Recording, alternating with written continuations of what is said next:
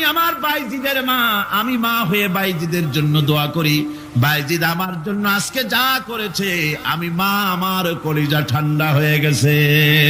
হায় আল্লাহ, আমি বাইজিদের জন্য দোয়া করি, তুমি তাকে সুলতানুল আরিফিন বানাইয়া দিও।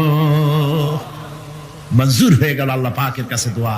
আমার ভাইরা, আল্লাহ পাক বলছেন খবরদার, আমার ইবাদতের পরে মা বাপ, আল্লাহর ইবাদতের পরে কারা? মা বাপ। মা বাপকে সম্মান করো, শ্রদ্ধা করো, মোহাব্বত করো, কিসমত খুলে যাবে, কিসমত খুলে যাবে। মা বাপকে সম্মান করো।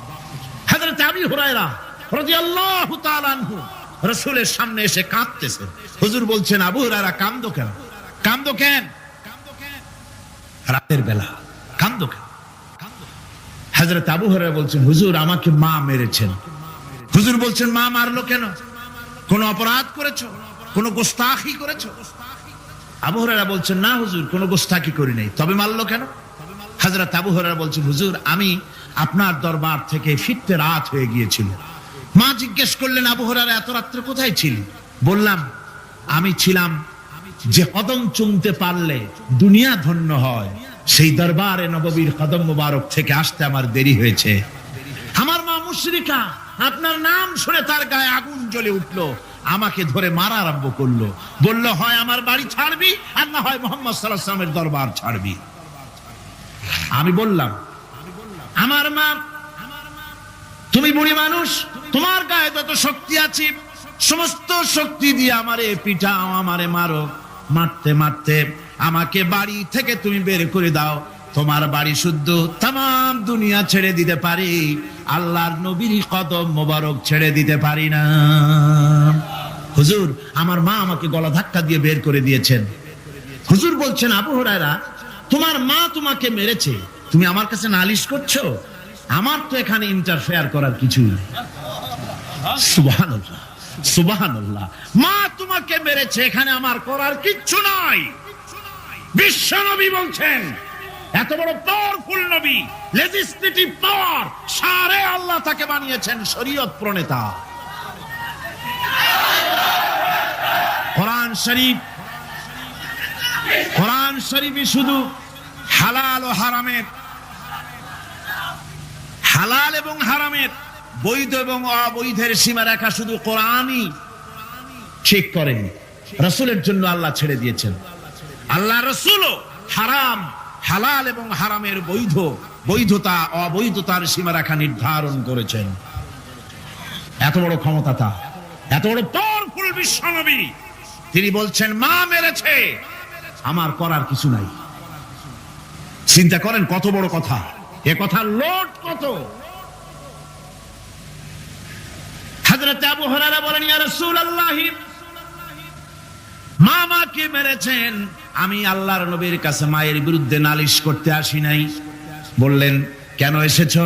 হযরত আবু হুরায়রা বলেন, হুজুর এসেছি একটা কারণে, আমি জানি আল্লাহ নবী যদি আল্লাহর দরবারে হাত উঠায়া কোনো জিনিস বলে, আল্লাহ রাব্বুল আলামিন সঙ্গে সঙ্গে মঞ্জুর করে নেন। হুজুর আমি এসেছি, মেহেরবানি করে দোয়া করুন আমার মাকে যেন আল্লাহ হেদায়েত নসিব করে দেন। আল্লাহ নবী হাত উঁচু করে বললেন, আল্লাহুম্মা হিদি উম্মা আবি হুরায়রা, আয় আল্লাহ আমি দোয়া করি আবু হুরায়রার মাকে তুমি হেদায়েত নসিব করে দাও। রাসূলুল্লাহ দোয়া করছেন আর আবু হুরায়রা সমানে দৌড়াচ্ছেন।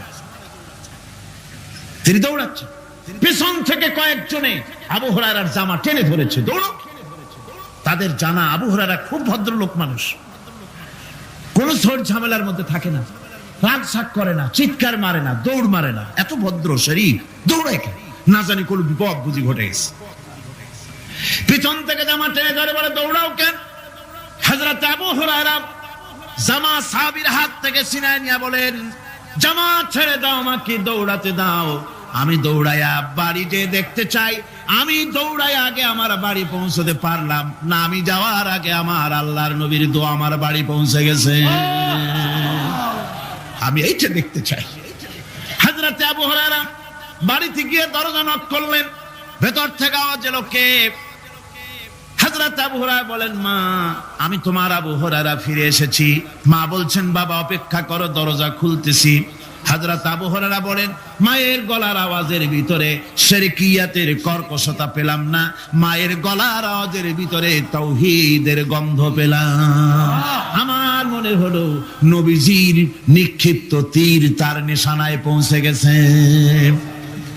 কিছুক্ষণ পর মা আমার বেরিয়ে এলেন, মাথা থেকে চুলের থেকে বুড়ি মানুষ, সাদা চুলের ভিতর থেকে পানি পড়তেছে। মা বলল, বাবারে তোমারে মারার পর আমি বড় অনুতপ্ত হয়েছি, অনুশোচনা করেছি, আমি গোসল করেছি, মনে মনে ভাবলাম আমার ছেলে তো কোনো খারাপ জায়গায় যায় নাই, কেন তারে মারলাম, আমি বড় লজ্জায় পড়েছি তোমারে মেরে। ও আমার আবু হুরায়রা, আমি গোসল করেছি, পবিত্র হয়ে গেছি, জলদি করে আমাকে নিয়ে চলো বিশ্ব নবী জনাবে মুহাম্মদুর রাসূলুল্লাহর দরবারে।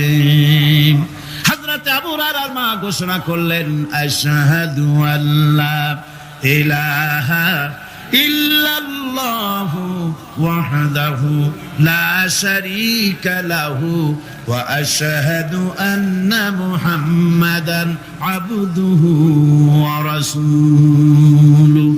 আমার ভাইরা, মা বাপ সবচেয়ে সম্মানের জিনিস। আল্লাহর ইবাদতের পরই মা বাপের খেদমত করতে হবে। আল্লাহ পাক বলছেন, বান্দারে দেখ, মায়ের পেট থেকে আনলাম, মায়ের বুকের মধ্যে মহব্বত পয়দা করলাম, এত মহব্বত দিলাম তোর উপরে, যে কোনো বিদেশে যান, যেখানে যান, বাড়িতে ফিরলে পরে সকলে ছেলে মেয়ে ভাই বোন সবাই দেখবে সুটকেসে আমার জন্য আনছে কি, সবাই চিন্তা করবে আমার জন্য কি এনেছে। একমাত্র মা সন্তানের মুখের দিকে তাকাবে, কখন খাইছে সে। সুবহানাল্লাহ, সুবহানাল্লাহ, আমার বাসার মুখখানা শুকনা, তুই বুঝি আজকে কিছু খাইস নাই। বিদেশে যেসব সন্তান থাকে, মা কাটা কবুতরের মতো ছটফট করে। আমার ছোটবেলার কথা আমি দেখেছি, শর্ষিলা মাদ্রাসা পড়তাম, আব্বা টাকা দিতেন মাদ্রাসায় যাওয়ার সময়, আবার মা আবার মুরগির ডিম বিক্রি করা, বিভিন্ন জিনিস বিক্রি করা বা বাজার করা পয়সা, উদ্বৃত্ত কিছু পয়সা আব্বার অজান্তে আমার হাতের মুঠার মধ্যে দিয়ে দিতেন। যখন মাদ্রাসার দিকে রওনা হয়েছি, পর্দার আড়াল থেকে দরজা থেকে দেখতাম, যতক্ষণ তাকায় দেখতেছি চোখ থেকে পানি দরদর করে পড়তেছে। সুবহানাল্লাহ, মা কি জিনিস! আল্লাহ আল্লাহ আল্লাহ। বিদেশে যদি কারো সন্তান মারা যায়, সবার জানা লাগে। কবি বলতেছেন, বিদেশে বিরাজ্যে যার পুত্র মারা যায়, পশু পক্ষী না জানিতে আগে জানে মায়। মায়ের কলিজার তারে টান লেগে যায়, মা বুঝতে পারে আমার সন্তানটা নাই। আহারে মা! আমার বন্ধুগণ, মা যার বেঁচে আছে বেয়াদবি করেছেন, পাও ধরে মাপ নিয়ে নেবেন, পাও ধরে মাপ নিয়ে নেবেন। মা তো পা ধরে দেখবেন মাফ করে দিবে। সুবহানাল্লাহ, সুবহানাল্লাহ, কত দরদ তার বুকের মধ্যে। আর মা বাপকে সম্মান করবে।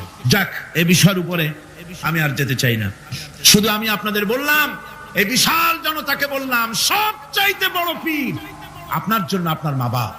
সবচাইতে বড় পীর কে? মা বাপ। সন্তুষ্ট করেন, রুজিতে অভাব ঘটবে না, কোন মাজারে গিয়ে সেজদা দেওয়া লাগবে না, আল্লাহর কসম, মাজারে যাই চাওয়া লাগবে না।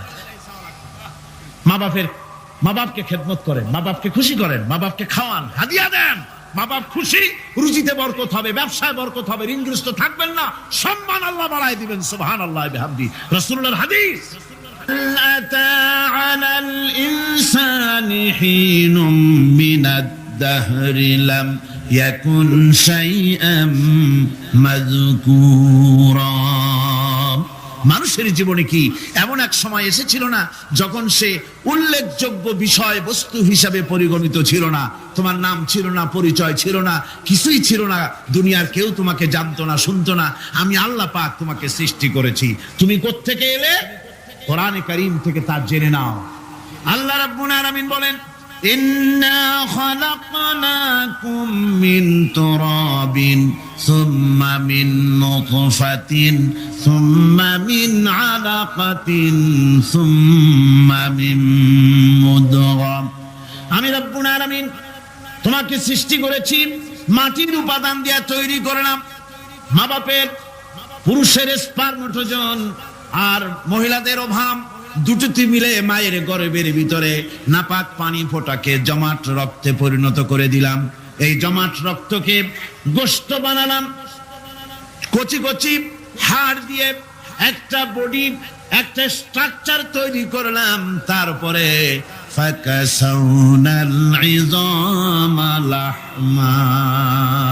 গোশত দিয়ে, রক দিয়ে, চামড়া দিয়ে সুন্দর করে ছাউনি দিয়া মায়ের গর্ভের ভিতরে আমি আল্লাহ রব্বুল আলামিন তোমাকে বানাইছি।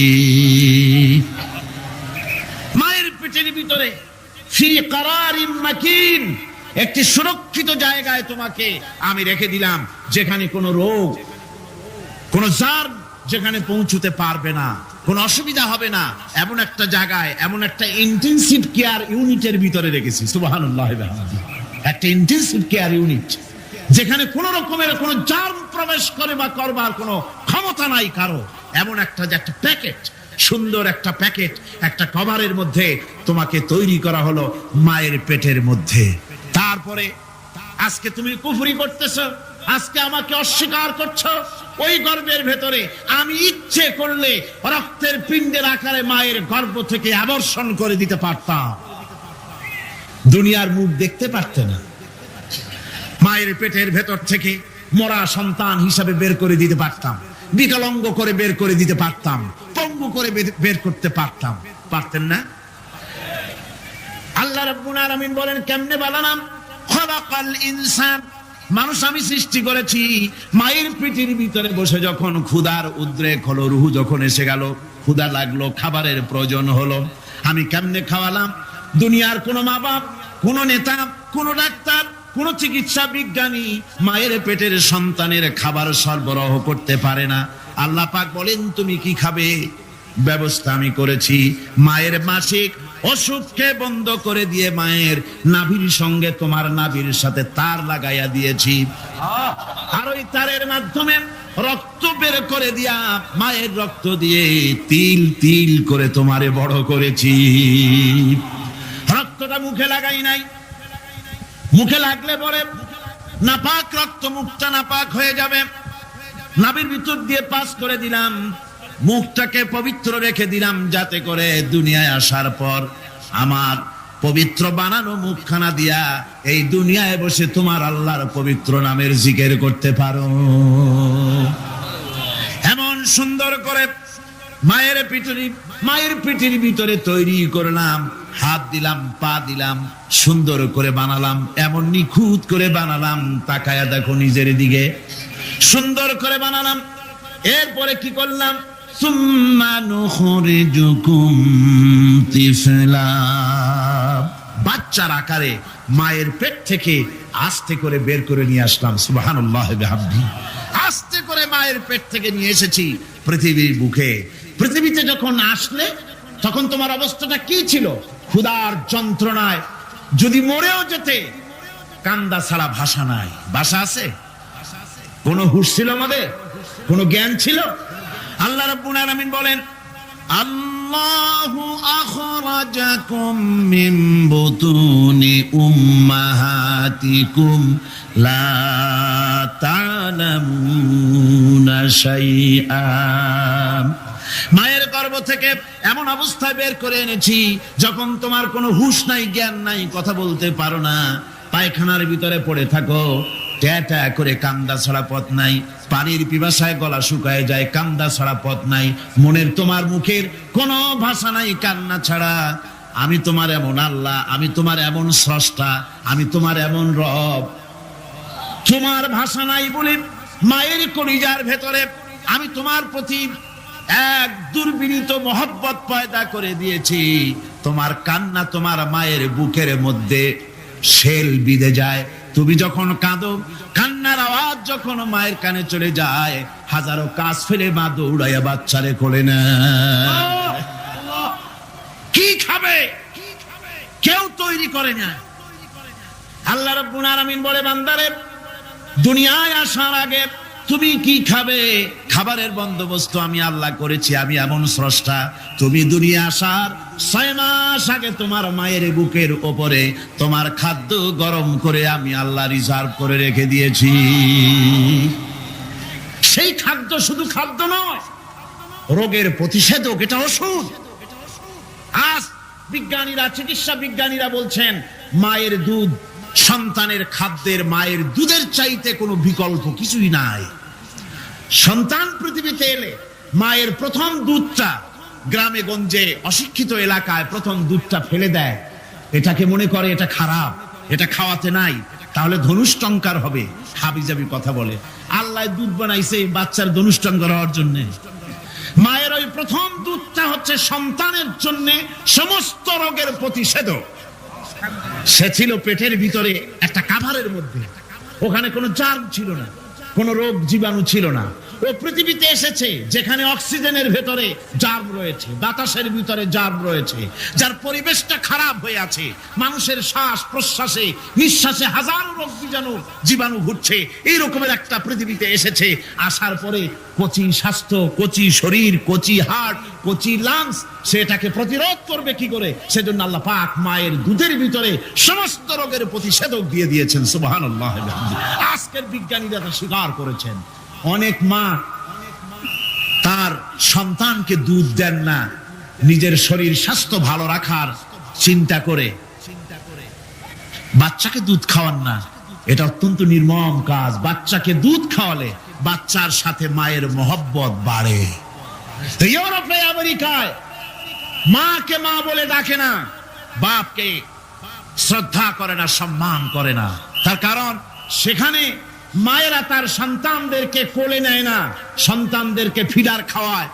আর আমি নিজের চোখে দেখেছি মায়েরা ইউরোপে, আমেরিকায় যখন শপিং এ আসে, তখন রাস্তায় যখন আসে, তখন ওই পুশ চেয়ার গুলিতে বাচ্চাকে শোয়াইয়া বাচ্চা এভাবে পুশ চেয়ারে করে ঠেলে নিয়ে যায়, আর কুত্তার বাচ্চাগুলি কোলে করে ঘুরে বেড়ায়। কুত্তার বাচ্চা কোলে নেয়, নিজের বাচ্চা পুশ চেয়ারে করে ঠেলে। সেই জন্য মায়ের প্রতি সন্তানের মহব্বত হয় না, সন্তানেরও মায়ের প্রতি কোনো শ্রদ্ধা জাগে না। আল্লাহর কি ব্যবস্থা! মায়ের কলিজার মধ্যে মহব্বত পয়দা করে দিয়েছেন আল্লাহ পাক। মায়ের বুকের দুধের ভিতরে আল্লাহ রাব্বুল আলামিন, আল্লাহ পাক বলছেন, আমি মানুষ সৃষ্টি করেছি আর তার সমস্ত প্রয়োজন মিটিয়েছি, তার খাবারের সব প্রয়োজন মিটিয়ে দিয়েছি। দুধটাকে ঘন করি নাই, হজম করতে পারবে না বলে ওই দুধটা সামান্য পাতলা করে দিয়েছি, ওর ভিতরে সামান্য মিষ্টি দিয়েছি। দুধের বোটার ভিতরে একটা ছিদ্র দিলে, চোষা মারলে পরে অনেকগুলি দুধ বেরিয়ে এসে গলাটা আটকে যেত, তোমার কচি কণ্ঠ গলা আটকে যেত, শ্বাস করতে পারতে না। এজন্য মায়ের স্তনের বোটার ভিতরে সূক্ষ্ম সূক্ষ্ম 32টা ছিদ্র করে আস্তে করে দুধ বার করে তোমার জীবন আমি বাঁচাইছি। খলাকাল ইনসান, মানুষ সৃষ্টি করেছি আমি আল্লাহ পাক। সুতরাং যে আল্লাহ পাক এ মানুষ সৃষ্টি করলেন আর মায়ের কলিজার ভিতরে মহব্বত পয়দা করে দিলেন, সে আল্লাহ পাক বলছেন, খবরদার ওই মাকেও যেন আবার ভুলে যেও না। মাকে সম্মান করো, মা বাপকে মহব্বত করো, তাদেরকে শ্রদ্ধা করো। বউ পাইয়া, সুন্দরী স্ত্রী পেয়ে মায়ের কথা ভুলে যেও না। অনেক সাহেব আছে মায়ের কথা ভুলে যায়, স্ত্রীর কথা অনুযায়ী মায়ের উপর অত্যাচার করে, এরকমও বহুত আছে। আল্লাহ পাক বলছেন, শোনো, وَقَضَى رَبُّكَ أَلَّا تَعْبُدُوا إِلَّا إِيَّاهُ وَبِالْوَالِدَيْنِ إِحْسَانًا। তোমার প্রভুর পক্ষ থেকে ফয়সালা হয়েছে, চূড়ান্ত সিদ্ধান্ত হয়ে গিয়েছে, আমি আল্লাহর ইবাদতের পর তোমার মা বাপের ইহসান করবে, খেদমত করবে, তাদের জন্য উপকার করবে, তাদেরকে ভালোবাসবে।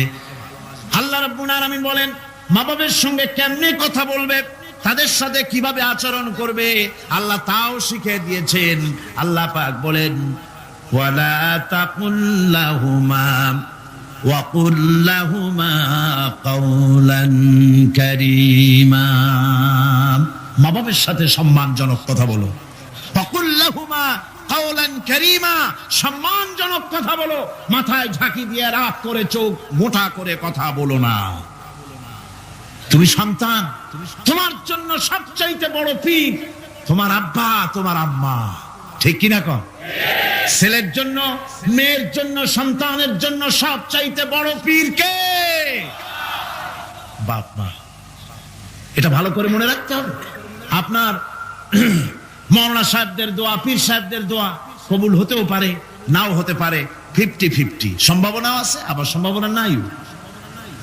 কিন্তু মা বাবার দোয়া কবুল হবে 100% সিউরিটি রয়েছে। রাসূলুল্লাহ বলেছেন 3 জনের দোয়া কবুল হবে, মুস্তাজাবুদ দাওয়া। কয়জনের দোয়া কবুল হবে? আল্লাহ রাব্বুল আলামিনের হাবিব বলেন 3 জনের দোয়া কবুল হবে আল্লাহর দরবারে। তার মধ্যে একজন হলেন মাজলুম ব্যক্তি, যে ব্যক্তি অত্যাচারিত, যে ব্যক্তি মুসাফির, প্রবাসী, তার দোয়া কবুল হবে। আর মা বাপ যদি সন্তানের জন্য দোয়া করে, ওই দোয়া আল্লাহ রাব্বুল আলামিনের দরবারে মঞ্জুর হয়ে যায়। আল্লাহ রাব্বুল আলামিন মা বাপ সম্পর্কে বলেন, মা বাবের জন্য আমার কাছে দোয়া করবি বান্দারা, আমার কাছে দোয়া করবি। দোয়াটা আল্লাহ পাক শেখাচ্ছেন, রব্বির হামহুমা কামা রব্বায়ানি সাগীরা। পড়েন সবাই, রব্বির হামহুমা কামা রব্বায়ানি সাগীরা। একটু জিকির করেন, লা ইলাহা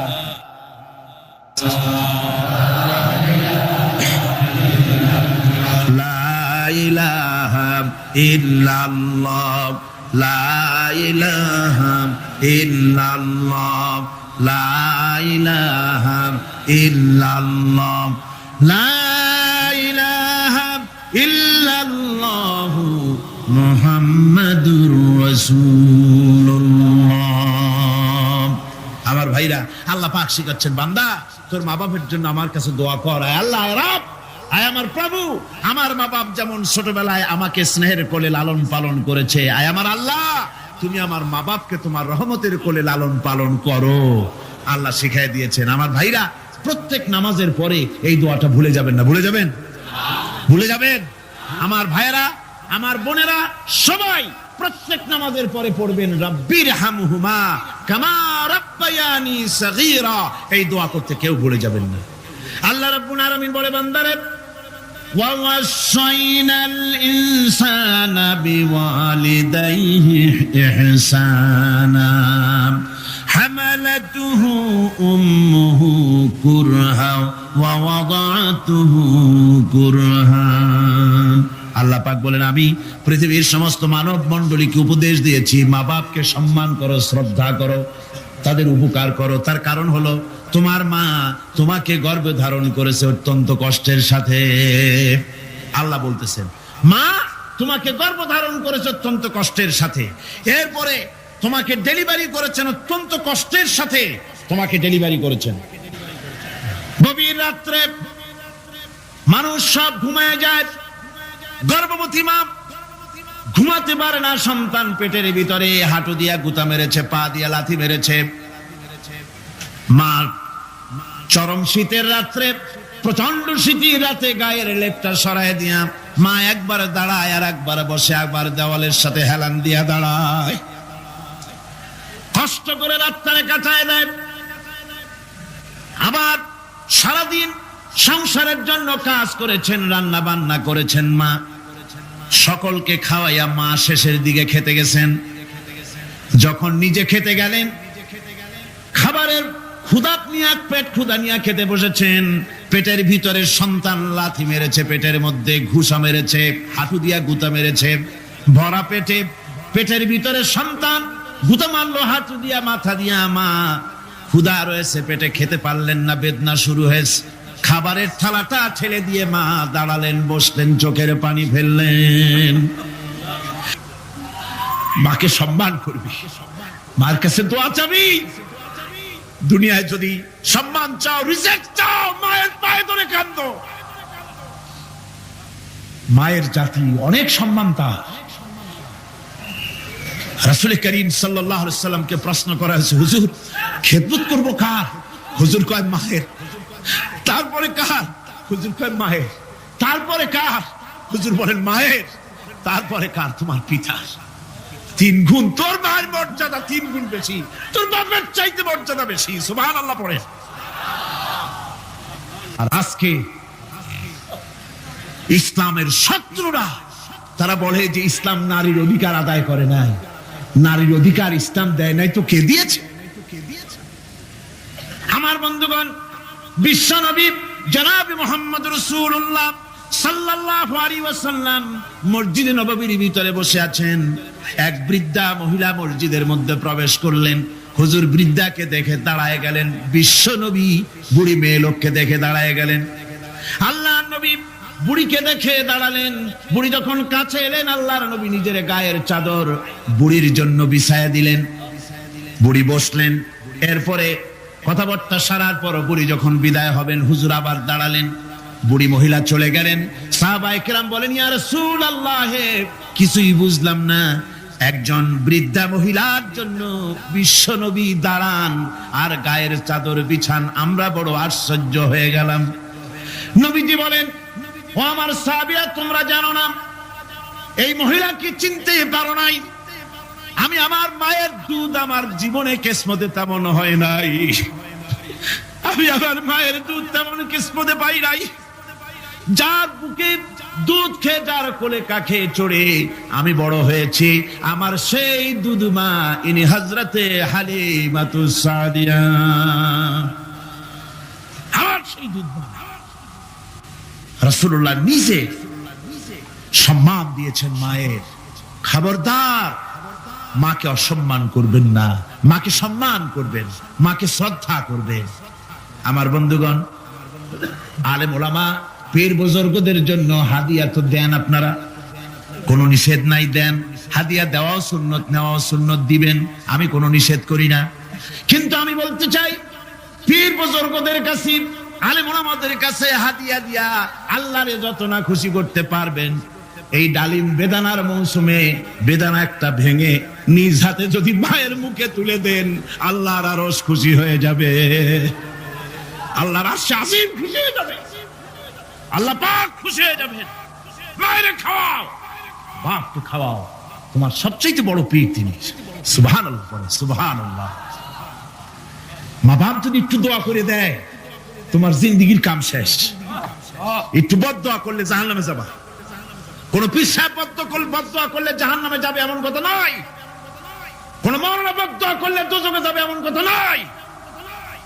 রাসূল বলেছেন, হুমা জান্নাতুকা ওয়া নারুকা, মা বাপ তোমার বেহেশত, মা বাপ তোমার জাহান্নাম। মা বাপ যদি অসন্তুষ্ট হয়, দোজখে যাবি, আর মা বাপ যদি খুশি, আল্লাহর জান্নাতে চলে যাবে। সুবহানাল্লাহ, সুবহানাল্লাহ, সুবহানাল্লাহ। মায়ের পায়ের তলে তোর বেহেশত। আমরা পুরুষ, আমাদের গত বছরও বলেছি, আমরা পুরুষ, আমাদের পায়ের তলে জুতা। আমাদের পায়ের তলে কি? শুধু জুতা। আর আমার মা, আমার মায়ের জাতি যারা এই প্যান্ডেলে বসে আছেন, আমার মায়েরা, বোনেরা, মায়ের জাতি যারা পৃথিবীতে, মায়ের জাতির পায়ের তলে আল্লাহর বেহেশত। সুবহানাল্লাহ। নারীর মর্যাদা ইসলাম দেয় নাই, কে দিয়েছে?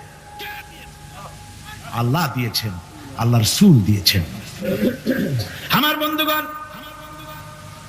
হযরত বাইজিদ বুস্তামি, ছোট্ট বাচ্চা ছেলে, গভীর রাত্রে মা অসুস্থ, পানির পিপাসায় জেগে উঠেছেন। বাবারে, পিপাসায় শেষ হয়ে গেলাম, পানি দাও। ছেলে ঘরের ভিতরে পানি না পেয়ে বাইরে দৌড়াদৌড়ি করলেন। অনেক দূর থেকে পানি নিয়ে এসে দেখেন মা ঘুমায় গেছেন। পানি নিয়ে দাঁড়ানো, পৌষ মাস, মাঘ মাসের শীতের রাত, ফজরের সময় মায়ের ঘুম ভেঙে গেল। তাকিয়ে দেখেন বাইজিদ দাঁড়ানো, হাতে পানি থরথর করে কাঁপছে। জিজ্ঞাসা করে, বাইজিদ তুমি দাঁড়ানো কেন? ছোট্ট বাচ্চা বলে, মা পানি চেয়েছিলে তুমি গভীর রাত্রে, পানি ঘরে ছিল না, অনেক দূর থেকে আনতে হয়েছে। মা বলছে, ঘুমাও নাই কেন গ্লাস থুইয়া? বাচ্চা বলে, ঘুমাই নাই। তুমি যদি আবার পানি চাও, সময় মতো যদি দিতে না পারি, মা তোমার কষ্ট হবে। এই জন্য ফজর পর্যন্ত আমি দাঁড়ায় আছি, কখন তুমি পানি চাও। মা হাতের থেকে পানি নিয়ে পান করলেন। বাইজিদকে বিছানার উপরে আরাম করে কম্বল দিয়ে ঘুম পড়াইয়া দিলেন। হযরত বাইজিদের মা উযু করে ফজরের নামাজ পড়ে সিজদায় চলে গেলেন। চিৎকার মেরে কেঁদে বলেন, আমার রব, আমার আল্লাহ, আমি আমার বাইজিদের মা, আমি মা হয়ে বাইজিদের জন্য দোয়া করি। বাইজিদ আমার জন্য আজকে যা করেছে, আমি মা, আমার কলিজা ঠান্ডা হয়ে গেছে। হায় আল্লাহ, আমি বাইজিদের জন্য দোয়া করি, তুমি তাকে সুলতানুল আরিফিন বানাইয়া দিও। মঞ্জুর হয়ে গেল আল্লাহ পাকের কাছে দোয়া। আমার ভাইরা, আল্লাহ পাক বলছেন খবরদার আমার ইবাদতের পরে মা বাপ, আল্লাহর ইবাদতের পরে কারা? মা বাপ। মা বাপকে সম্মান করো, শ্রদ্ধা করো, মোহাব্বত করো, কিসমত খুলে যাবে, কিসমত খুলে যাবে। মা বাপকে সম্মান করো। হযরত আবু হুরায়রা রাদিয়াল্লাহু তাআলা আনহু রাসূলের সামনে এসে কাঁদতেছেন। হুজুর বলছেন, আবু হুরায়রা কাঁদো কেন? কাঁদো কেন? রাতের বেলা কাঁদো কেন? হযরত আবু হুরায়রা বলছেন, হুজুর আমাকে মা মেরেছেন। হুজুর বলছেন, মা মারলো কেন? কোন অপরাধ করেছো? কোন গোস্তাখি করেছো? আবু হুরায়রা বলছেন, না হুজুর, কোন গোস্তাখি করি নাই, তবে মারলো কেন?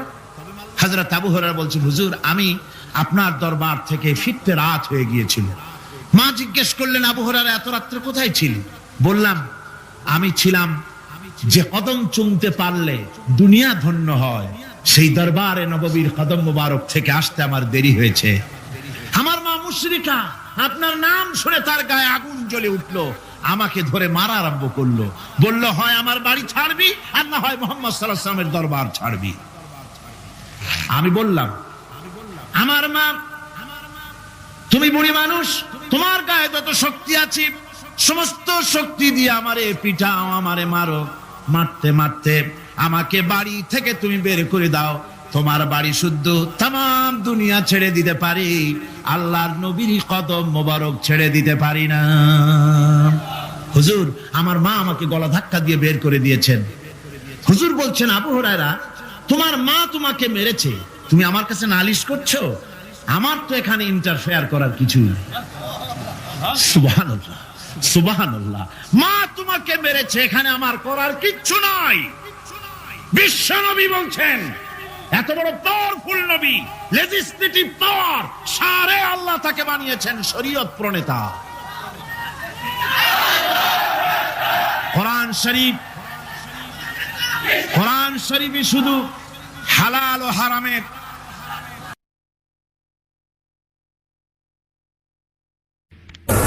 কোন কোন শহর আছে কোরবানির সময় বিরাট গরু কেনা হয়, সেই গরুর তলায় মালা দিয়া তারপরে শহরে রাস্তায় রাস্তায় ঘুরানো হয়, অমুক মিয়া সাহেব এই গরুটা কোরবানি করবে। এরকম চিটাগং এ হয় না, অন্য অন্য জেলায় হয়। জি, এখানেই বেশি হয়। তাই? আশ্চর্য কথা।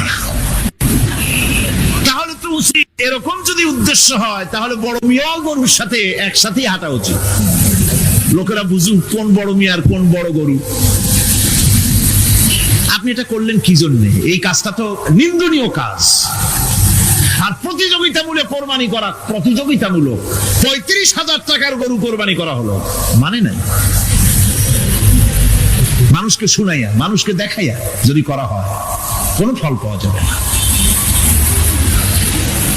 আমার বন্ধুগণ, আল্লাহ রাব্বুল আলামিন বলছেন, মানুষকে দেখাবার জন্য দান সদকা করো না।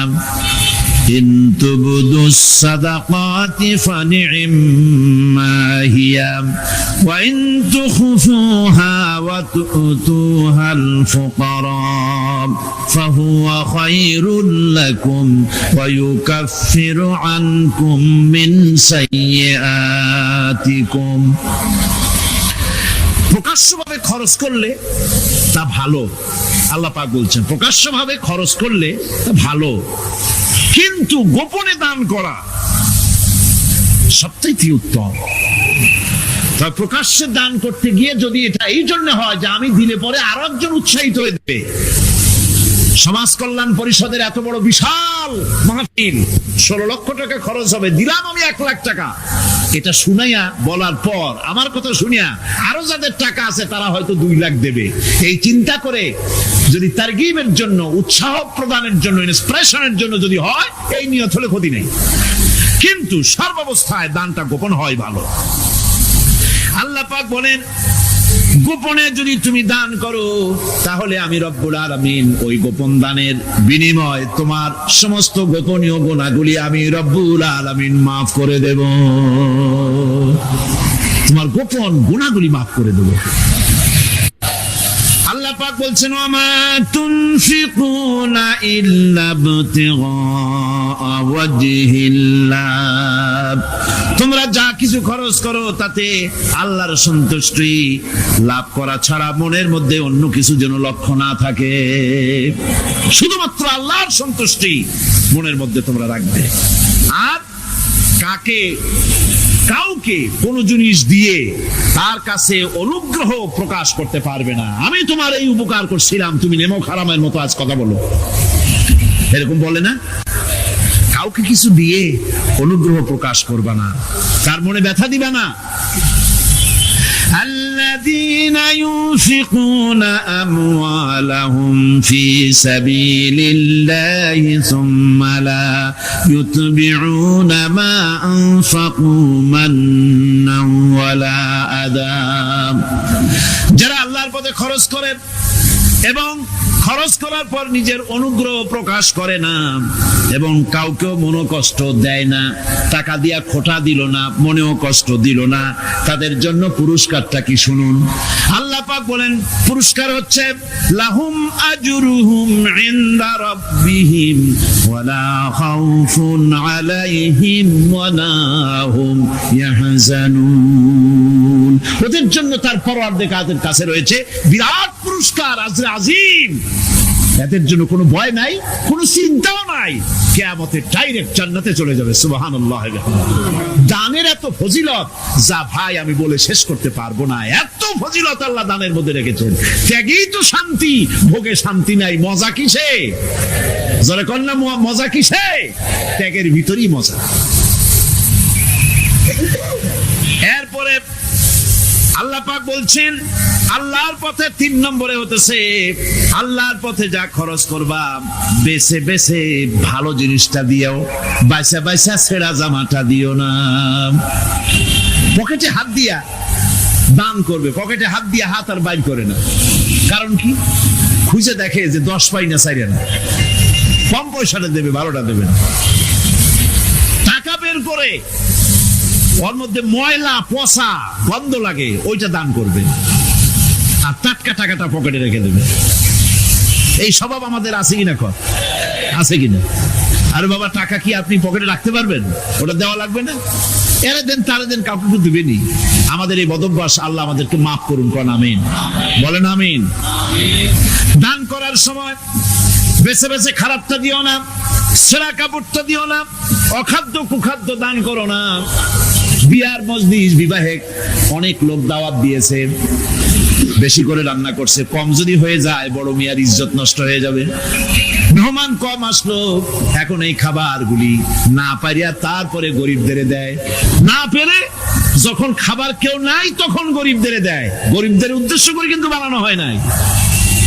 এটা হলো একজনের রুটি খাচ্ছিল, এক কৃপণ বখিল রুটি খেতে বসেছে, সিল একটা আসে রুটিতে সু মারলো, সু মেরে রুটিটা নিয়ে গেছে।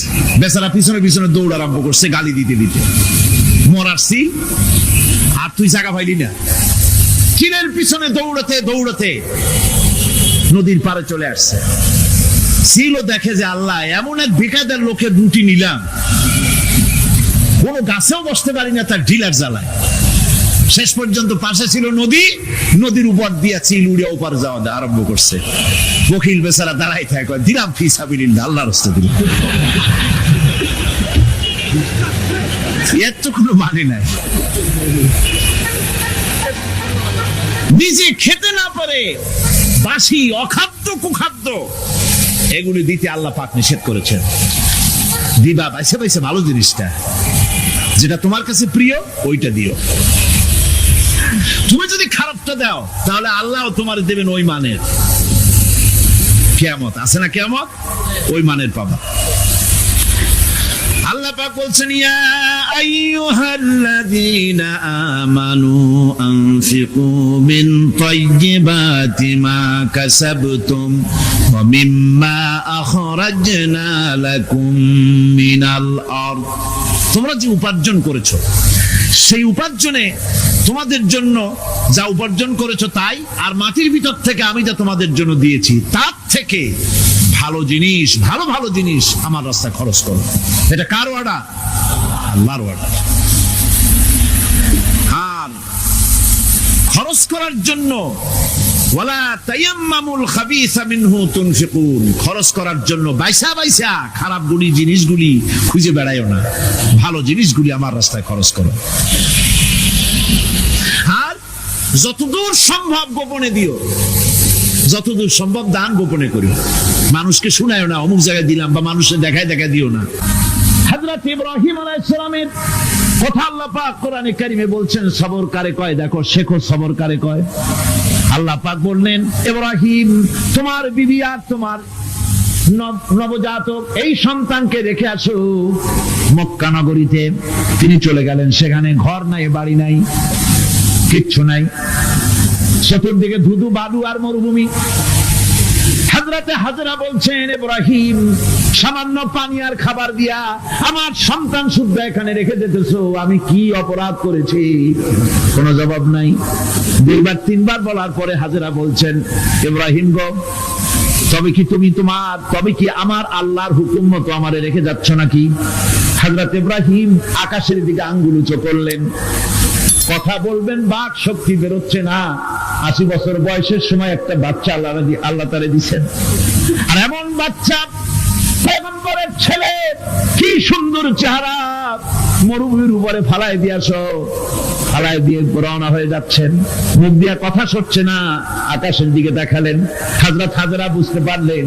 হযরত হাজরা বলেন, ইব্রাহিম কোনো চিন্তা নাই, নিশ্চিন্ত মনে বাড়ি ফিরে যাও।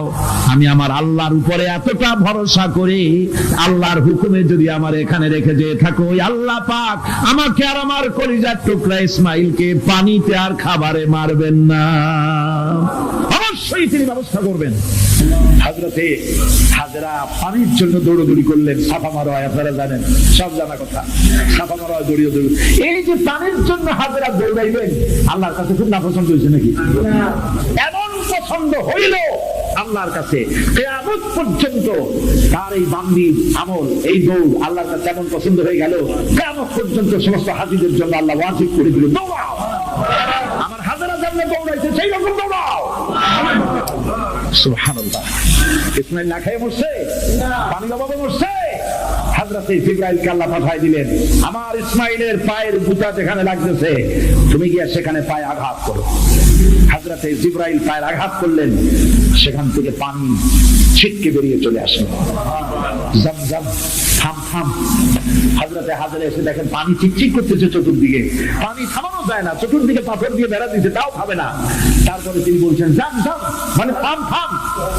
পানি থেমে গেল, কিন্তু পানির উৎস থামলো না। সেই পানি পৃথিবীর কোটি কোটি মানুষ আজ পান করে, লক্ষ লক্ষ মানুষ এই পানি দিয়ে গোসল করে, উযু করে। লক্ষ লক্ষ গ্যালন পানি প্রতি বছর সারা দেশে ছড়িয়ে যায়, মক্কায় যায়, মদিনায় যায়, জেদ্দায় যায়, সমস্ত জায়গায় যায়। দরিয়া ফুরায় যাওয়ার কথা, কিন্তু কুয়া ফুরায় না। সুবহানাল্লাহ। আল্লাহর কুদরত কাকে বলে? এইগুলো কি কপাল পোড়াদের কিসমতে হবে? কপাল পোড়াদের কিসমতে হবে? আল্লাহ পাক ইমানদার মুমিনদের জন্য সমস্ত নিয়ামত রেখে দিয়েছেন। আল্লাহ পাক বলেছেন, ফিহা আয়াতুন বায়্যিনাত, অসংখ্য নিদর্শন। এই কাবা আর এই কাবা কেন্দ্রিক আমার অনেক নিদর্শন আছে, তাকায় দেখো কত নিদর্শন। আজ পৃথিবীর কোন শহর নাই নিরাপত্তার শহর যেখানে জীবনের নিরাপত্তা পাওয়া যাবে। আল্লাহ পাক বলেছেন, ওমান দাখালাহু কানা আমিনান, যেই ঢুকবে মক্কায় আর মদিনায় সেই নিরাপত্তা লাভ করবে। সুবহানাল্লাহ, সুবহানাল্লাহ বলবেন না? সুবহানাল্লাহ বলবেন না? আমার বন্ধুগণ, এরই বলে সারেন্ডার করা। আল্লাহ রাব্বুল আলামিন বললেন, আসলিম, সারেন্ডার করো। হযরত ইব্রাহিম আলাইহিস সালাম বললেন, আসলামতু লিরাব্বিল আলামিন, সারেন্ডার হয়ে গেলাম। সারেন্ডার হয়ে এক পরীক্ষা পাস করলেন, আরো এক পরীক্ষা, দুইটা পাস করছেন কিনা? সুবহানাল্লাহ। এবার 3 নম্বরের পরীক্ষা, 3 নম্বর। ছেলে এবার বড় হইছে, নাদুস নুদুস চেহারা, সুন্দর। সুবহানাল্লাহ, নাদুস নুদুস চেহারা, জ্ঞান। এবার যাও ছেলেকে জবাব করবে। সুবহানাল্লাহ। একটার পর একটা মারাত্মক অগ্নি পরীক্ষা, ছেলের জবাব করো। হযরত ইব্রাহিম আলাইহিস সালাম বলছিলেন, আল্লাহ এইরকমের কঠিন পরীক্ষা তুই আমারে বানাইও না। বলছেন না। আমার মা বোনেরা, আমার ভাইয়েরা লক্ষ্য করেন, হযরত ইব্রাহিম ছেলেকে প্রশ্ন করলেন, তারে বললেন পরিষ্কার, আল্লাহ আমাকে অর্ডার করেছেন, আমি স্বপ্নে দেখেছি আমি তোমাকে জবাব করতেছি, বলো তোমার অভিমত কি? হাজুর মাদা তারা, বলো তোমার অভিমত কি? হযরত ইসমাইল বলতে পারতেন, আব্বা আপনি আমার বাবা, আমার মায়ের শুদ্ধ করে ভালাই দিয়ে গেছেন, বছরের পর বছর খাবার দেন নাই, পড়ার দেন নাই, খোঁজ খবর নেন নাই, আজকে কোন অধিকারে আপনি আমাকে জবাব করতে এসেছেন? বলতে পারতেন না? তুমি কি তা বলেছেন? না, এর নাম মুসলমান। চিল্লায় বলেন সুবহানাল্লাহ। এর নাম মুসলমান। আল্লাহর হুকুমের সামনে মাথা নত করে দাও। হযরত ইসমাইল কি জবাব দিলেন? হযরত ইসমাইল বললেন, ইয়া আবাতি ফাআল মা তুমারু সাতাজিদুনি ইনশাআল্লাহু মিনাস সাবিরিন। হে পিতা, আপনি স্বপ্নে যে ব্যাপারে আদিষ্ট হয়েছেন, দেখেন ছোট্ট মানুষ কিন্তু তিনি কথা বললেন না যে আপনি স্বপ্নে যা দেখছেন তাই করেন। তিনি বললেন কি, আপনি স্বপ্নে যে ব্যাপারে আদিষ্ট হয়েছেন আপনি তা পালন করুন। ছেলের এই জ্ঞান হয়েছে আমার আব্বা আল্লাহর পয়গম্বর, আর পয়গম্বরেরা নিজের ইচ্ছায় কিছুই করে না, আল্লাহর হুকুম। আপনি আমাকে ধৈর্যধারীদের মধ্যে পেয়ে যাবেন, আমাকে ধৈর্যধারী পাবেন। আমি ছটফট করবো না, দৌড় দেবো না। তবে আমার আব্বা তিনটা কাজ করেন। জবাব করার সময় আমার হাত পা বাঁধেন, যাতে করে জবাহের বেদনায় যন্ত্রণায় আমার হাত পা আপনার গায়ে লাগলে আমার বেয়াদবি হয়ে যেতে পারে। হাত পা বাঁধেন। 2 নম্বরে আপনার চোখটা বাঁধবেন ভালো করে, যাতে করে আমার গর্দান দেখলে এখানে ছুরি চালাইতে আপনার কষ্ট হইতে পারে, হাতটা শিথিল হয়ে যেতে পারে। বাপের কাছে ছেলের গর্দান বড় প্রিয়। বাপ তার ছেলেকে কাছে রেখে তার গর্দানের উপরে চুমা খায়, তার কপালে চুমা খায়। আপনার চোখটা বাঁধি নিন, তাহলে কষ্ট কম হবে। আর 3 নম্বরে আর একটা দাবি আছে। 3 নম্বরে আর একটা দাবি হলো, আমার মা হাজেরা জনম দুঃখিনী মা, আমার কোন সন্তান তার নাই, মা বলে ডাকবার মতো। আমাকে জবাব করার পরে আমার রক্ত মাখা জামাটা আমার মায়েরে দিয়া দিবেন, আর বলবেন যেন কান্দাকাটি না করে, কিয়ামতের দিন আল্লাহর দরবারে মায়ের সাথে আমার দেখা হয়ে যাবে। হযরত ইব্রাহিম ছেলের হাত পা বাঁধলেন, নিজের চোখ বেঁধেছেন। আল্লাহর আকাশের ফেরেশতারা তাকায় দেখতেছেন, কি সাংঘাতিক পরীক্ষা। এত বড় পরীক্ষা পৃথিবীর কোন মানুষকে আল্লাহ রাব্বুল আলামিন করেন নাই। কি কঠিন পরীক্ষা! নিজের ছেলের গলায় ছুরি চালানো বাপের পক্ষে কি সম্ভব? হযরত ইব্রাহিম আলাইহিস সালাম কোরআনে কারীমের মধ্যে রব্বুল আলামিন সুন্দর করে বলেছেন, ফালাম্মা আসলামা ওয়া তাল্লাহু লিল জাবিন। বাপটা দুজনে রাজি হয়েছে, ছেলেটারে কাট করিয়া ছুরি ধরছে, ছুরি চালানো শুরু হয়ে গেছে। আল্লাহর ইচ্ছা যে ইসমাইল জবাব হয়ে যায়, আল্লাহর ইচ্ছা পরীক্ষা করা। আর ইব্রাহিম আলাইহিস সালাম পরীক্ষার রেজাল্ট জানেন না, ঠিক কিনা? ছেলে জবাব হবে কি হবে না এটা কি জানা আছে? তার জানা আছে জবাব হবেই। শক্তভাবে ছুরি চালাচ্ছেন, কাটে না, গলা কাটে না। এরপরে আল্লাহ রাব্বুল আলামিন আকাশের ফেরেশতারা কাঁদতেছে এই দৃশ্য দেখে। আল্লাহ পাক দুম্বার ব্যবস্থা করে দিলেন। দুম্বা ইসমাইলকে, হযরত ইব্রাহিম তো চোখ বাঁধা, ইসমাইল আলাইহিস সালামকে সরাইয়া দুম্বার সামনে দিয়েছে, দুম্বা জবাব হয়ে গেছে। সুবহানাল্লাহ। আল্লাহ রাব্বুল আলামিন হযরত ইব্রাহিমকে শোনায় দিলেন, ওয়ানাদাইনাহু আইয়া ইব্রাহিম সাদ্দাকতার রুয়া ইন্না কাযালিকা নাজজিল মুহসিনিন। আমি ইব্রাহিমকে ডেকে বললাম, ইব্রাহিম তুমি তোমার স্বপ্নকে বাস্তবে রূপ দিয়েছো, আর আমি এইভাবে করে মুহসিনিনদেরকে পুরস্কৃত করে থাকি। সালামুন আলা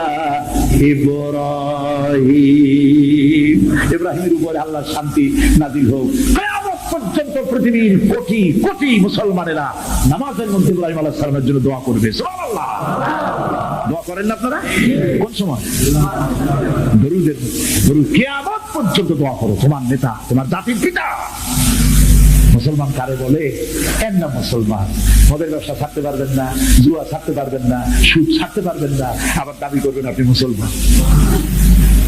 মুসলমান হওয়া যাবে না, আল্লাহর কসম মুসলমান হওয়া যাবে না। মুনাফিক মুনাফিক মুনাফিক। মুসলমান হতে হলে আল্লাহর হুকুমের সামনে মাথা নত করতে হবে। যা তিনি বলেছেন সব মানতে হবে। মিথ্যা ছেড়ে দিতে হবে, ওজনে কম দেওয়া যাবে না, খাদ্যে ভেজাল দেওয়া যাবে না, নিজের স্ত্রীকে নিজের মেয়েকে বেপরদা করা যাবে না, বৈশাখী মেলার নামে নিজেদের মেয়েগুলিকে সৌন্দর্য প্রদর্শনী করে মানুষের সামনে বের করা যাবে না। এর নাম ইসলাম। এর নাম কি? এই ধরনের মুসলমান হইতে পারবো আমরা? হইতে পারবো? এই ধরনের মুসলমান হইতে রাজি আছি? কারা কারা রাজি? আলহামদুলিল্লাহ।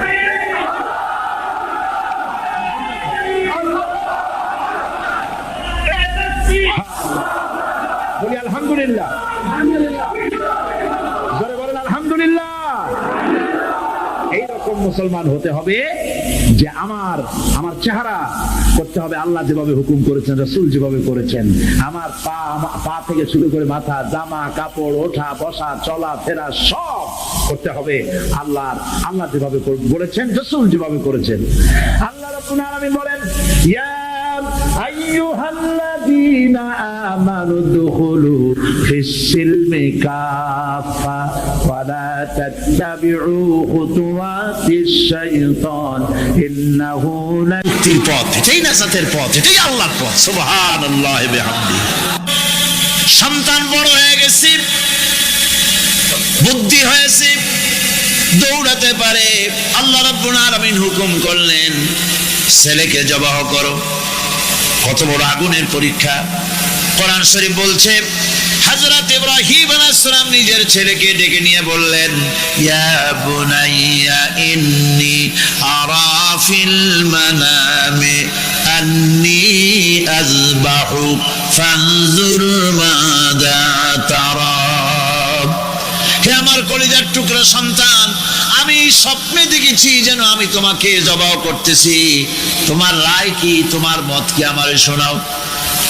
ছেলে পয়গম্বর, ছেলে তার জবাবে বললেন, ইয়া আবাতি ফাআল মা তু'মার সাতাজিদুনি ইনশাআল্লাহু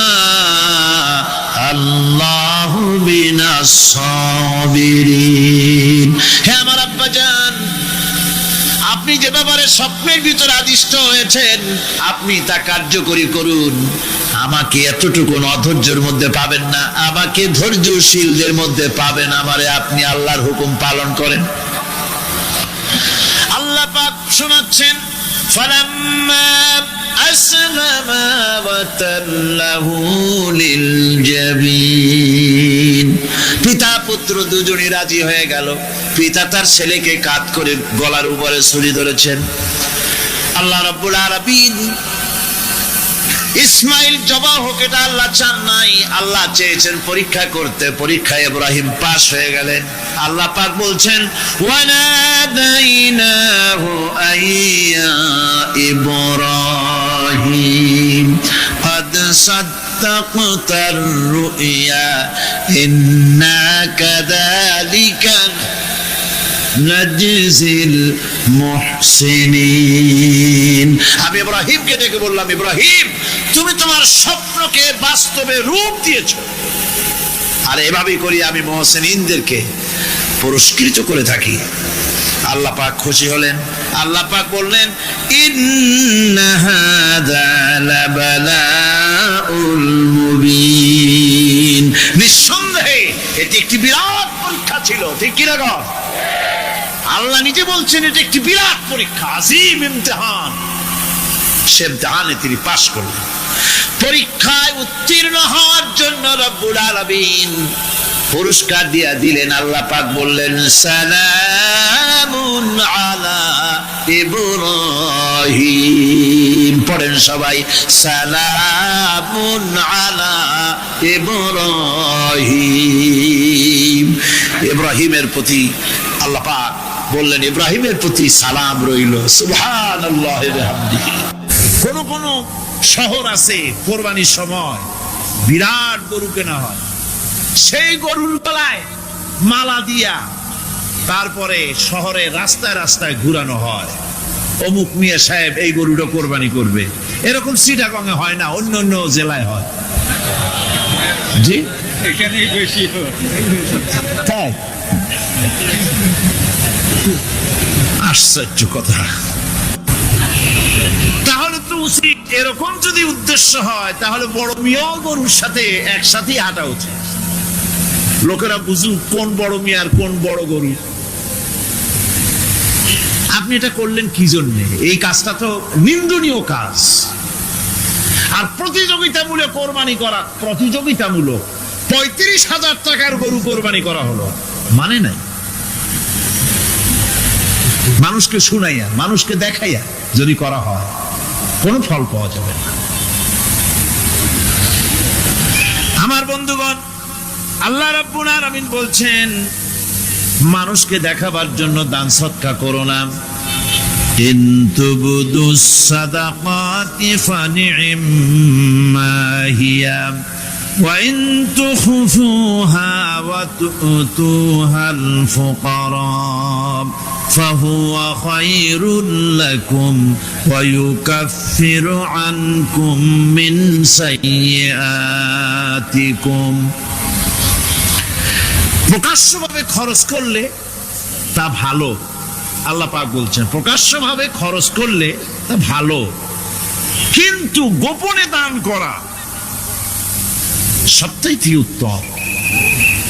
তবে প্রকাশ্যে দান করতে গিয়ে যদি এটা এই জন্য হয় যে আমি দিলে পরে আরো একজন উৎসাহিত হয়ে যাবে, সমাজ কল্যাণ পরিষদের এত বড় বিশাল মাহফিল, 16 লক্ষ টাকা খরচ হবে, দিলাম আমি 1 লাখ টাকা, এটা শুনাইয়া বলার পর আমার কথা শুনিয়া আরো যাদের টাকা আছে তারা হয়তো 2 লাখ দেবে, এই চিন্তা করে যদি তারগিবের জন্য, উৎসাহ প্রদানের জন্য, ইন্সপিরেশনের জন্য যদি হয়, এই নিয়ত হলে ক্ষতি নেই।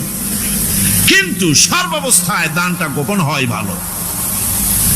আল্লাহ পাক বলেন গোপনে যদি তুমি দান করো তাহলে আমি রব্বুল আলামিন ওই গোপন দানের বিনিময় তোমার সমস্ত গোপনীয় গুনাহগুলি আমি রব্বুল আলামিন মাফ করে দেব,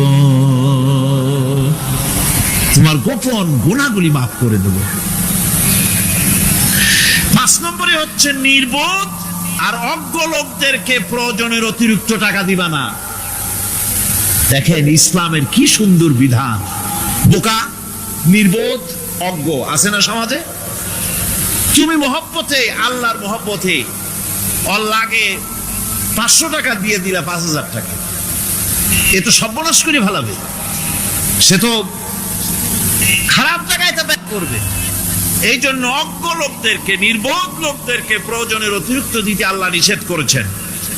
তবে আল্লাহর ইচ্ছা হচ্ছে এই যে যত বড় পাপী হোক আর যত বড় খোদাদ্রোহী হোক না কেন, প্রত্যেকের খাওয়া, পড়া, শিক্ষা, চিকিৎসা গ্যারান্টি দিতে হবে।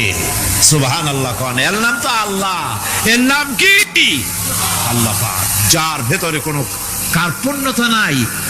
আল্লাহরে মানলেও আল্লাহ খাইতে দেন, না মানলেও দেন, সকলকেই দেন সমভাবে।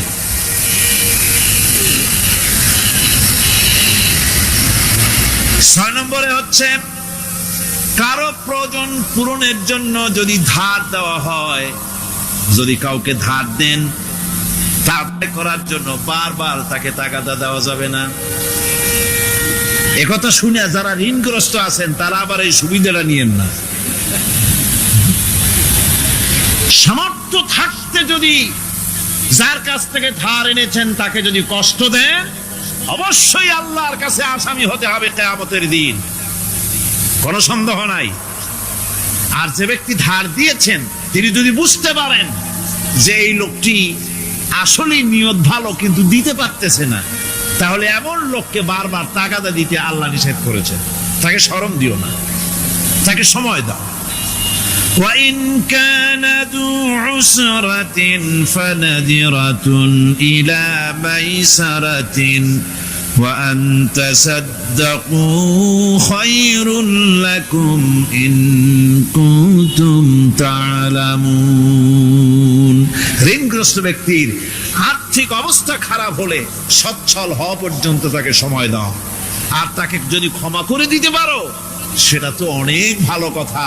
আল্লাহ তোমার প্রতি রহম করবেন। যদি ক্ষমার তাকে যদি সে দিতেই পারবে না এমন অবস্থা যদি হয়, তাহলে তাকে তুমি ক্ষমা করে দিও। কিছু সংখ্যক লোক আছে যারা ধার নিয়ে আসলে ফাঁকি দিতে চায়, আছেন এমন সমাজে না? নাই? কিছু লোক আছে ধার নেয়, ভাই দেব 1 মাসের মধ্যে, কোনো সন্দেহ নাই। 6 মাস যায় তারপরেও দেয় না, অন্য কাজ করে মিটাই, অন্য কাজ মিটায়, কিন্তু এর টাকা পরিশোধ করে না। এরকম লোকও আছে, তারা আল্লাহর কাছে দায়ী হবে। একবার পত্রিকায় দেখেছিলাম কার বাড়িতে কার্টুন দিয়েছে, বাড়িতে বিরাট সাইনবোর্ড লাগাইছে, কুকুর হইতে সাবধান। তার বন্ধু বলছে, ভাই তুমি কুকুর কিনলে কবে? কয় যে না, কুকুর কিনি নাই, সাইনবোর্ড লাগাইছি পাওনাদারদেরকে ঠেকাবার জন্য, যাতে সহজে বাড়ির মধ্যে না ঢোকে। এই চালাকিটা আর কেউ বুঝুক আর না বুঝুক, আল্লাহ পাক তো খুব ভালো করেই বোঝেন। 7 নম্বরের কথা হলো দান করার ব্যাপারে, যে আপনি দান করতে করতে যা আছে সব ফতুর করে ফেলাবেন, এটা কিন্তু ইসলাম চায় না। আপনার সন্তান সন্ততিকে বঞ্চিত করে, স্ত্রী পুত্রকে বঞ্চিত করে সমানে দান করবেন, ঘরে না খায়া থাকবেন, এই অবস্থা যেন না হয়। খরচ করবেন কি? আল্লাহ পাক বলছেন, وَيَسْأَلُونَكَ مَاذَا يُنْفِقُونَ قُلِ الْعَفْوَ। নবী আপনাকে প্রশ্ন করা হয় কি খরচ করব, আপনি বলুন প্রয়োজনের অতিরিক্ত জিনিস যেটা আছে সেটাই আল্লাহর জন্য খরচ করে দাও। তোমার প্রয়োজন যখন মিটে গেছে, ব্যাংকের মধ্যে অসংখ্য টাকা জমা রাখা খালি গুনতেছে বসে বসে, তা না করে অভাবগ্রস্ত মানুষদের প্রয়োজন মিটাও। খরচ করার ভিতরে আর খরচ না করার ভিতরে ভারসাম্য রক্ষা করতে হবে। ولا تجعل يدك مغلولة إلى عنقك ولا تبسطها كل البسط فتقعد ملوما محسورا।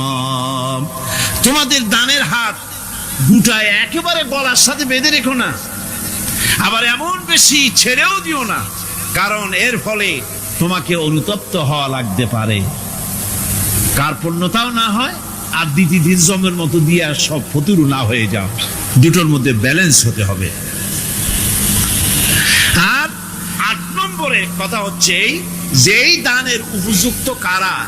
আপনি তো যাকাত দিবেন কাদের, সে কথা আল্লাহ বলে দিয়েছেন, আগে বলা হয়েছে না? কয়টা খাতে দিবেন? মাশাআল্লাহ, মনে আছে আপনাদের। আর এমনি সাধারণ দান সাদকা কাদেরকে দিবেন, উপযুক্ত পাত্র কারা, তার একটা লিস্ট আল্লাহ দিচ্ছেন। ওয়াবিল ওয়ালিদাইনি ইহসানা ওয়াবিযিল কুরবা ওয়াল ইয়াতামা ওয়াল মাসাকিন ওয়াল জারি যিল কুরবা। নিজের পিতামাতা, নিকট আত্মীয়, ইয়াতীম, মিসকিন এবং আত্মীয় প্রতিবেশী, তাদেরকে দিবে। আমি কিন্তু এখন যাকাতের কথা বলছি না, মা বাপকে যাকাত দেওয়া যাবে না। এটা হচ্ছে দান, সহযোগিতা করা, ইহসান করা। এই ইহসান মা বাপকে, প্রতিবেশী আত্মীয় যারা, মিসকিন যারা, এতিম যারা, অনাত্মীয় প্রতিবেশী যারা, চলার সাথী, প্রবাসী এবং নিজের চাকর চাকরানি যা কিছু আছে, এই সকলকেই এই সাহায্য করতে হবে, এ কথা আল্লাহ বলে দিয়েছেন। এবং আমরা যে আয়াত আলোচনা করতেছি সে আয়াতের ভিতরেও এই ফেরেশতা আল্লাহ পাক বলে দিয়েছেন। আল্লাহর রাস্তায় যারা দান করবে তাদের সম্পর্কে আল্লাহ বলছেন এখন, مثل الذين ينفقون أموالهم في سبيل الله كمثل حبة। আল্লাহর রাস্তায় খরচ করা এর দৃষ্টান্ত হলো একটা দানার মতো, যেই দানাটা থেকে 7টা ডাল বেরিয়ে গেল। ফি কুল্লি সুমবালাতিন মিআতু হাব্বা, একটা দানা থেকে 7টা ডাল বেরোলো, এক একটা ডালে 100 করে দানা হলো, সব মিলাইয়া 700 দানা হয়ে গেল। ওয়াল্লাহু ইউদাইফু লিমান ইয়াশা ওয়াল্লাহু ওয়াসিউন আলিম।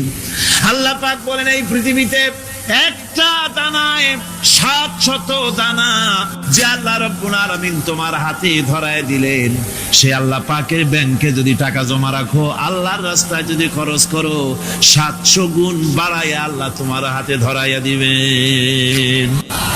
ওয়াল্লাহু ইউদাইফু লিমান ইয়াশা, আর আল্লাহ ইচ্ছে করলে এর থেকেও বেশি তোমাকে দান করবেন। সুবহানাল্লাহ, কোন জোরে। আর এই দান করতে হবে মরার আগে। কোন সময় দেবেন কোন?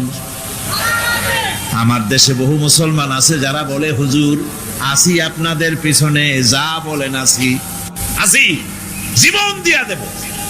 এরা খুব চালাক, জীবন দিতে চায়, মাল দিতে চায় না। আল্লাহ তো আগে জীবন চায় নাই, আল্লাহ আগে কি চেয়েছেন? কোন আল্লাহ আগে কি চেয়েছেন? আল্লাহ চেয়েছেন মাল। وَتُجَاهِدُونَ فِي سَبِيلِ اللَّهِ بِأَمْوَالِكُمْ وَأَنفُسِكُمْ। আল্লাহ পাক বলেন জিহাদ করো আমার রাস্তায় মাল দিয়ে আর জান দিয়ে। মাল দাও আগে, মাল না দিয়া যদি আগে মরে যাও, মালটা তো থেকেই গেল। সুতরাং মাল আগে আমার রাস্তায় দাও। দেবা কখন? মরার আগে দাও। وَأَنفِقُوا مِمَّا رَزَقْنَاكُم مِّن قَبْلِ أَن يَأْتِيَ أَحَدَكُمُ الْمَوْتُ। আমার রাস্তায় খরচ করো মৃত্যু আসার আগে। فَيَقُولَ رَبِّ لَوْلَا أَخَّرْتَنِي إِلَى أَجَلٍ قَرِيبٍ। যদি মরার আগে না দাও, মৃত্যুর সময়, মৃত্যু যখন এসে গেল, সেই সময় যদি বলো, অনুশোচনা যদি করো, আহারে যদি আমি সময় পাইতাম, একটু খানিক যদি সময় দিতে আল্লাহ, একটু সময় আমারে যদি দাও, ফাসাদ্দাকা ওয়া আকুম মিনাস সালিহিন। দান সদকা করব, সব আল্লাহর রাস্তায় দিয়ে দেব, আর আমি সালেহ বান্দাদের মধ্যে শামিল হয়ে যাব। আল্লাহ একটু সময় আমারে দাও। আল্লাহ পাক বলছেন ওয়ালা ইউআখিরাল্লাহু নাফসান ইযা জাআ আজালুহা আল্লাহু খাবীরুম বিমা তা'মালুন। মৃত্যুর নির্ধারিত সময় আসলে 1 সেকেন্ড আগে পাশে করা হবে না। সুতরাং মৃত্যুর আগে খরচ করো। আপনি মনে করবেন যে আপনি মরে গেলে পরে আপনার ছেলে মেয়ে আপনার জন্য করবে, খরচ করবে। হ্যাঁ করবে ঠিক, মরার পরে কুলখানির পরে 40, তারপরে শেষ, এরপর আর করবে। আপনার ছেলে মেয়ে যে আপনার জন্য করবে তার প্রমাণ তো আপনি নিজে। আপনি আপনার ছেলের মেয়ের জন্য কি করে, আপনার মা বাবার জন্য কি করছেন? আপনার মা বাবার জন্য যদি আপনি কিছু না করে থাকেন, আপনার ছেলে মেয়ে আপনার জন্য করবে না। সুতরাং নিজের কাজ নিজে করেন। আপনার পিঠ যদি চুলকায়, আর নাতিরে যদি বলেন নাতি পিঠটা চুলকায় দাও, সে যে জায়গা চুলকাবে আপনি করবেন উত্তর দিকে, সে উত্তর দিকে, দক্ষিণ দিকে, উপরে, নিচে, পিঠে, পাশার কাছে।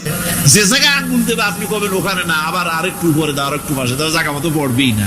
আর কষ্ট করে নিজের হাতটা যদি পৌঁছাইতে পারেন জায়গা মতো পড়ে, একবার চুলকানি মারলেই চুলকানি শেষ। ঠিক কিনা? সুতরাং আপনি অন্যের উপরে ভরসা না করে নিজের খরচ নিজেই করে যান, নিজের কাজ নিজে করে যান, আল্লাহর রাস্তায় খরচ করে যান। বেশি পরিমাণে খরচ করেন, যত খরচ করবেন আল্লাহ রাব্বুল আলামিন রাজি হয়ে যাবে। কোন সুবহানাল্লাহ। যাকাত কোথায় কোথায় ব্যয় করবেন, কারে কারে দিবেন? আল্লাহ রাব্বুল আলামিন বলেন ইন্নামাস সাদাকাতু লিল ফুকারা'i ওয়াল মাসাকিনি ওয়াল العاملين عليها والمؤلفة قلوبهم وفي الرقاب والغارمين وفي سبيل الله وابن السبيل فريضة من الله والله عليم حكيم সূরা তাওবার মধ্যে আল্লাহ পাক যাকাত কোথায় কোথায় দিবেন খাতগুলি আল্লাহ বলে দিচ্ছেন। কোন আলহামদুলিল্লাহ। যেখানে সেখানে যাকাত দেওয়া যাবে না। যাকাতের জন্য খাত হচ্ছে 8টা। যাকাতের জন্য খাত কয়টা? 8টা। 8টি খাতে আপনার যাকাতের টাকা আপনি ব্যবহার করবেন, ব্যয় করবেন। প্রথম দিবেন ফকিরদেরকে। প্রথম দিবেন কাদেরকে? ফকির। ফকির কারা? ফকির হচ্ছে নিজের জীবন জীবিকায় অন্যের মুখাপেক্ষী। তারপরে শিশু, এতিম, বিধবা, জীবন চালানো খুবই কষ্টকর, অভাবগ্রস্ত লোক, এরা হচ্ছে ফকির। আর মিসকিন হচ্ছে যারা নিজেদের প্রয়োজন উপযোগী অর্থ উপার্জন করার সামর্থ্য নাই, আর মানুষের কাছে আত্মমর্যাদার কারণে হাত পাততেও পারে না। এক কথায় এক গরিব ভদ্রলোক। আল্লাহ কোরআন শরীফ বলেছেন যে এদের চেহারা দেখে বুঝো জ্বর পেটে খাবার নাই, অথবা সে অসুবিধায় আছে। চেহারা দেখে বুঝে তাকে সাহায্য করো। ইসলামী আন্দোলনকে বিজয় করার জন্য সাহায্য করবেন। এক কথায় আল্লাহর রাস্তা বলতে যা বুঝায় এগুলিকে দিবেন। ইবনে সাবিল, এরপরে পথিক মুসাফির।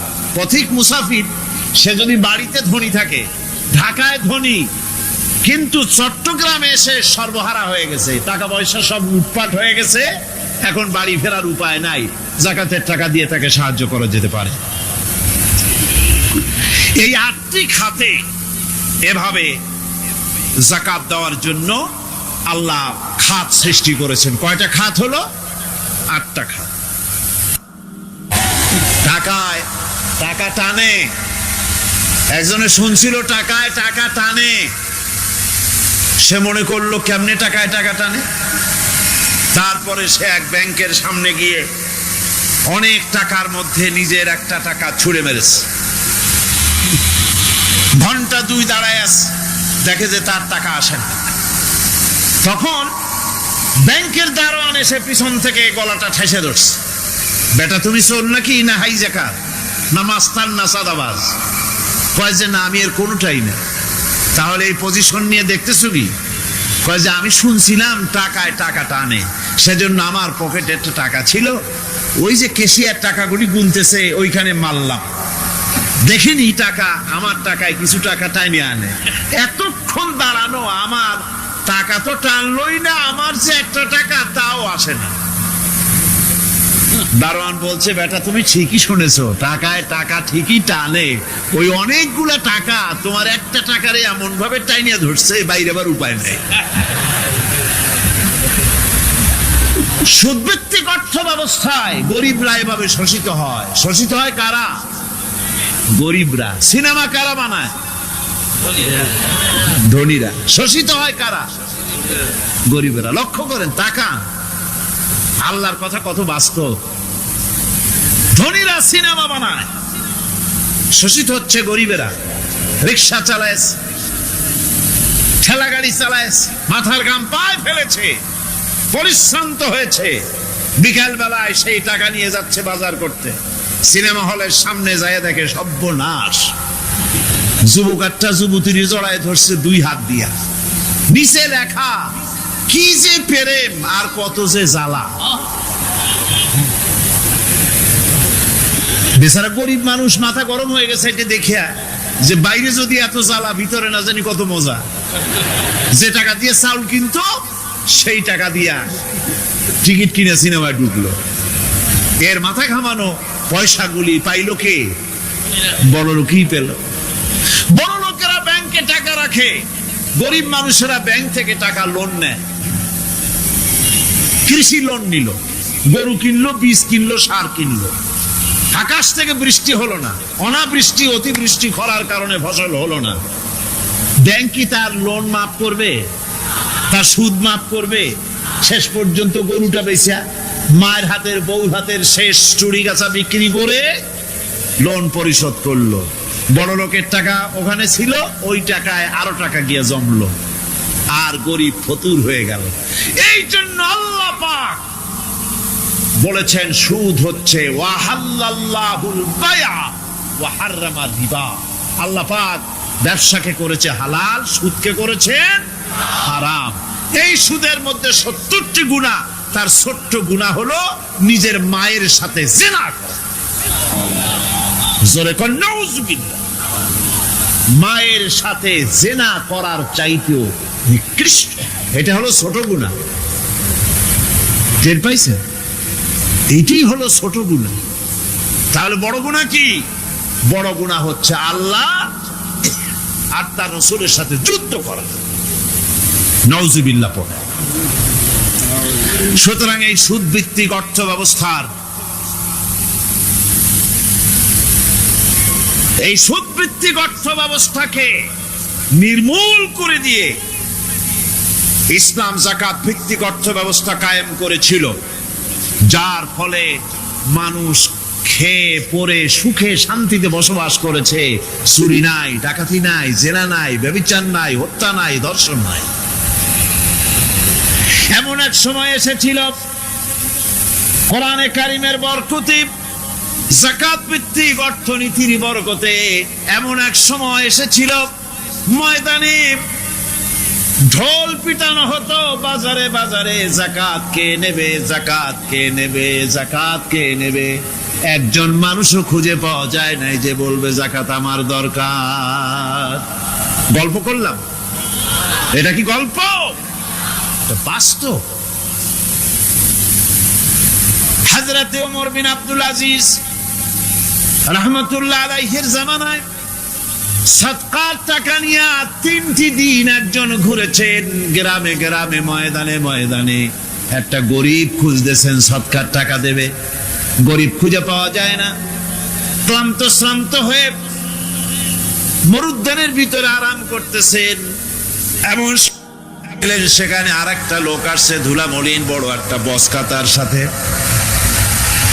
এই লোকটি তার কাছে গিয়ে বলছে, ভাই আল্লাহ আপনারে আমারে মিলাই দিছে, 3 দিন পর্যন্ত ঘুরেছি কিছু সদকার টাকা নিয়া, এত বড় দেশের এত জায়গা ঘুরলাম, একটা গরিব পাই নাই যে তারে দেব, আল্লাহ আপনারে মিলাই দিছে, নেন এই টাকাগুলা। কয় যে তোমার মাথা খারাপ না স্ক্রু ঢিলা? তুমি কি মনে করছো আমার এই বস্কার মধ্যে ছেঁড়া খাতা? তোমার টুপলায় যে টাকা আছে আমার বস্তায় তার থেকে অনেক বেশি টাকা আছে। তুমি ঘুরতেছো 3 দিন, আমি ঘুরতেছি সপ্তাহকাল, একটা ভিক্ষুক পাই নাই। এটা কিসের বরকতে? ইসলামী অর্থনীতির বরকতে। যখন কিসের বরকতে? কপাল পোড়া জাতি, কপাল পোড়া জাতি। সেই বরকতপূর্ণ সমাজ ব্যবস্থার দিকে না গিয়ে কোন নেতা কোন নেত্রী কি কইল সেদিকে দৌড়ায়, সেদিকেই দৌড়ায় পাগলের মতো। হেমিলেনের বংশী বাদক বাঁশি বাজায় চললো, আর ইঁদুর বাদর সব পিছনে ছুটলো। এর কোনো মানে হয় না। কোরআনে কারিমের 3টি আয়াতে যাকাতের কথা এভাবে বলা হয়েছে, ইয়া আইয়ুহাল্লাযীনা আমানু আনফিকু মিন তাইয়্যিবাতি মা কাসাবতুম ওয়া মিম্মা আখরাজনা লাকুম মিনাল আরদ। হে ঈমানদার লোকেরা, তোমরা যে সব পবিত্র অর্থ সম্পদ উপার্জন করো সেগুলি, এবং আমি জমিন থেকে তোমাদের যে ফসল দান করি, ফসল উৎপাদন করে দেই, তার থেকে তোমরা আল্লাহর পথে খরচ করো। এগুলো 1 নম্বর আয়াত। 2 নম্বর, প্রথম আয়াত বলা হয়েছে সূরা বাকারায়, আর সূরা আনআমে বলা হচ্ছে কুলু মিন সামারিহি ইযা আসমারা ওয়া আতু হাক্কাহু ইয়াওমা হাসাদিহি, তার উৎপাদিত ফল ফসল তোমরা খাও। আর ফসলের একটি অংশ ফসল কাটার দিনেই আল্লাহর হকটা, আল্লাহর অধিকারটা আদায় করে দাও। যেদিন তোমরা ফসল কাটবে সেদিনই অধিকারটা আদায় করে দাও। এই যে একটা ফরজ, এই ফরজটা মুসলমানেরা বেমালুম ভুলে গিয়েছে। ফসলের যাকাত তারা দেয় না। ফসলের যাকাতকে বলা হয় ওশর। কি বলা হয়? ওশর। এই ওশর এখন যদি আপনি গ্রামে গিয়া কোন শিক্ষিত লোককেও যদি জিজ্ঞেস করেন, ভাই ওশর কি চেনো? সে বলবে, ভাই ওশর এটা কি জাতীয় প্রাণী, সারপোকা না তেলাপোকা না আরশোলা, আমি তো এই নাম টাম তেমন শুনি টুনি নেই, বুঝবি না ওশরটা কি জিনিস। অথচ নামাজ রোজার মতোই ফরজ ওশর আদায় করা। কবে আদায় করবেন? যেদিন আপনি ফসল কাটবেন সেই দিনই ওশর আদায় করে দিবেন। পরিমাণটা কি হবে? পরিমাণ হবে আকাশের বৃষ্টির পানি দিয়ে, আকাশের বৃষ্টির পানি দিয়া যদি ফসল হয় তাহলে দিবেন 10 ভাগের 1 ভাগ। 10 মণ যদি ধান হয়, গম হয়, ডাল হয়, 1 মণ আল্লাহর অধিকার আদায় করে দিবেন। অধিকারটা কার? আল্লাহ কি করবে দিয়ে? আল্লাহর অধিকার মানে গরিবের অধিকার, গরিবের হক। এই অধিকারটা আদায় করে দাও। 10 মণ হলে কয় মণ? কি হলে? যদি আকাশের বৃষ্টির পানিতে হয়। আর যদি আপনার সেচের মাধ্যমে হয়, সেচ পরিকল্পনার মাধ্যমে পয়সা খরচ করে পেট্রোল ডিজেল লাগায়া ইঞ্জিন চালায়া পানি উঠায়া কষ্ট করে ফসল ফলাইছেন, তাহলে আল্লাহ পাক বলছেন 10 মণে 1 মণ দেওয়া লাগবে না, তোমার খরচ হইছে বেশি। বান্দারে, তোমার উপরে আল্লাহ পাক জুলুম করবেন না, এবার 20 মণ হলে তার থেকে 1 মণ দিও। সুবহানাল্লাহ। ওয়ামাল্লাহু বিযাল্লামিন লিল আবিদ। আল্লাহ রাব্বুল আলামিন তার বান্দার উপর জুলুম করেন না। সুবহানাল্লাহ। এইভাবে করে ওশরের যাকাতটা তোমরা ঠিক মতো আদায় করে দিও। ওশরটা দিও, ফসলের ওশর দিও আর টাকার যাকাত দিয়ে দিও।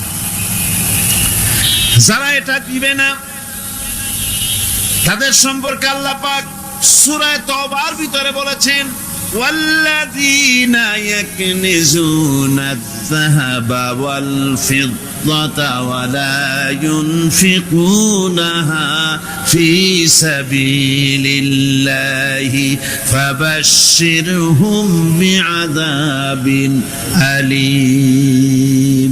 যারা নাকি স্বর্ণ এবং রৌপ্যকে সঞ্চয় করে, জমা করে, ওয়ালা ইউনফিকুনাহা ফি সাবিলিল্লাহ, আর আল্লাহর রাস্তায় তা খরচ করে না, ফাবাশশিরহুম বিআযাবিন আলীম, তাদেরকে কঠিন পীড়াদায়ক শাস্তির সুসংবাদ দাও। পীড়াদায়ক শাস্তির কি দাও? শাস্তির কি সুসংবাদ হয় নাকি? হয়ত উচিত ছিল শাস্তির দুঃসংবাদ শোনাও, না, আল্লাহ বলছেন সুসংবাদ শোনাও। এটার দৃষ্টান্তটা আমার ভাষায় আমি মানুষকে এভাবে বুঝাই। ছেলে খুব দুষ্ট, দুষ্টামির ঠেলায় অস্থির, তার মা মোটেই সামলাতে পারছে না। তখন মা বলে, বেটা আমার কথা তো শুনলি না, তোর বাবা আসুক, তারপরে আমি তারে নালিশ করব। এমন পিট্টি দেবে, মজা টের পাবি। তখন পিট্টি দিলে কি মজা লাগে নাকি? তার মানে শাস্তির তীব্রতা বুঝাবার জন্য বলা হচ্ছে, মজাটা টের পাবা। আল্লাহ রাব্বুল আলামিন বলছেন, কঠিন পীড়াদায়ক শাস্তির সুসংবাদ ওদের দাও, সোনা রূপা যারা জমা করে রাখে, যাকাত দেয় না, আল্লাহর রাস্তায় খরচ করে না। সোনা এখন পুরুষেরাও ব্যবহার করা আরম্ভ করছে।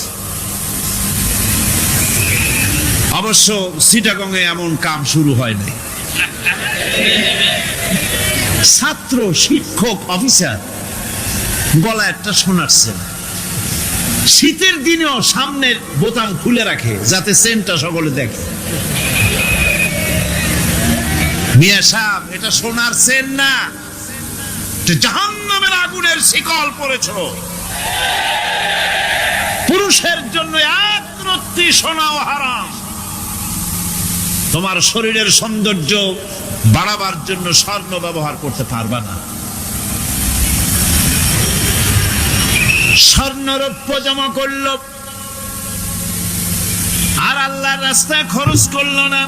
রব্বুল আলামিন বলেন, ইয়াউমা ইউহমা আলাইহা ফি নারি জাহান্নামা ফাতুকওয়া বিহা জিবাহুহুম ওয়া জুনুবুহুম ওয়া যুহুরুহুম।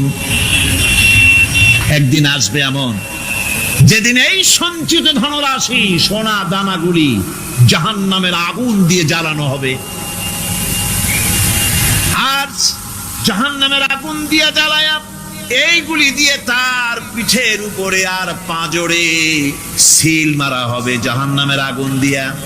বলা হবে, হাদা মা কানাজতুম লিআনফুসিকুম ফাযুকু মা কুনতুম তাকনিজুন। মজা চাখো, স্বাদ গ্রহণ করো। এ হলো তোমার সেই সঞ্চিত সম্পদ, সঞ্চিত ধনরাশি যা তুমি জমা করেছো আর আল্লাহর রাস্তায় খরচ করনি। এখন এর শাস্তি গ্রহণ করো। সুতরাং সঞ্চয় জমা করা, সঞ্চয় করা, মাল জমা করা এক শ্রেণীর লোক আছে। আল্লাহ পাক বলছেন, আল্লাযী জামা মালান ওয়া আদ্দাদা। মাল জমা করে আর মোছে তেল মাখে। টেলিফোন করে, হ্যালো সোনালী ব্যাংকের ম্যানেজার সাহেব নাকি? বলে হ্যাঁ, দেখুন তো আমার ব্যালেন্সটা কত। উনি বললেন, বল্টু সাহেব আপনার ব্যালেন্স হচ্ছে 50,77,372 টাকা 79 পয়সা। তখন মোজ ঘষে, আতর লাগায়, তেল মাখে আর মনে মনে আনন্দ হয়, আরো কিছু জমা করতে পারলেই তো কোটির কোটায় পৌঁছে যাব। আল্লাযী জামা মালান ওয়া আদ্দাদা। মাল জমা করে আর গুনতে থাকে, আল্লাহর রাস্তায় খরচ করে না। আল্লাহ রাব্বুল আলামিন বলছেন, খুয মিন আমওয়ালিহিম সাদাকাতান তুতাহহিরুহুম ওয়া তুযাক্কিহিম বিহা। তাদের অর্থ সম্পদ থেকে যাকাত উসুল করে তাদেরকে পবিত্র করে দাও। যাকাত আদায় করার মানেই হলো তার সম্পদগুলি পাক হয়ে গেল। কোন আলহামদুলিল্লাহ, সম্পদ পাক হয়ে গেল, পবিত্র হয়ে গেল। আর যেই সম্পদের যাকাত দেওয়া হয় না, আল্লাহর রাস্তায় খরচ করা হয় না, তা সম্পূর্ণরূপে অপবিত্র, নাপাক। কি পরিমাণ সম্পদের নিসাবটা কেমন হবে? নিসাব হবে 52.5 তোলা রৌপ্য যদি আপনার কাছে থাকে, আপনি বাজার দর হিসাবে যাকাত দিবেন। স্বর্ণ 7.5 তোলা পর্যন্ত যদি হয়ে যায়, তাহলে অবশ্যই বাজার দর হিসাবে প্রতি বছর তার যাকাত দিবেন। ছাগল যদি 40টা থাকে, যাকাত দিবেন। গরু যদি 30টা থাকে, তাহলে যাকাত দিবেন। যাকাতের মাসলাটা খুবই কঠিন। যেখানে সেখানে গিয়ে জিজ্ঞেস করে এর জবাব পাওয়া সুকঠিন হয়ে যাবে।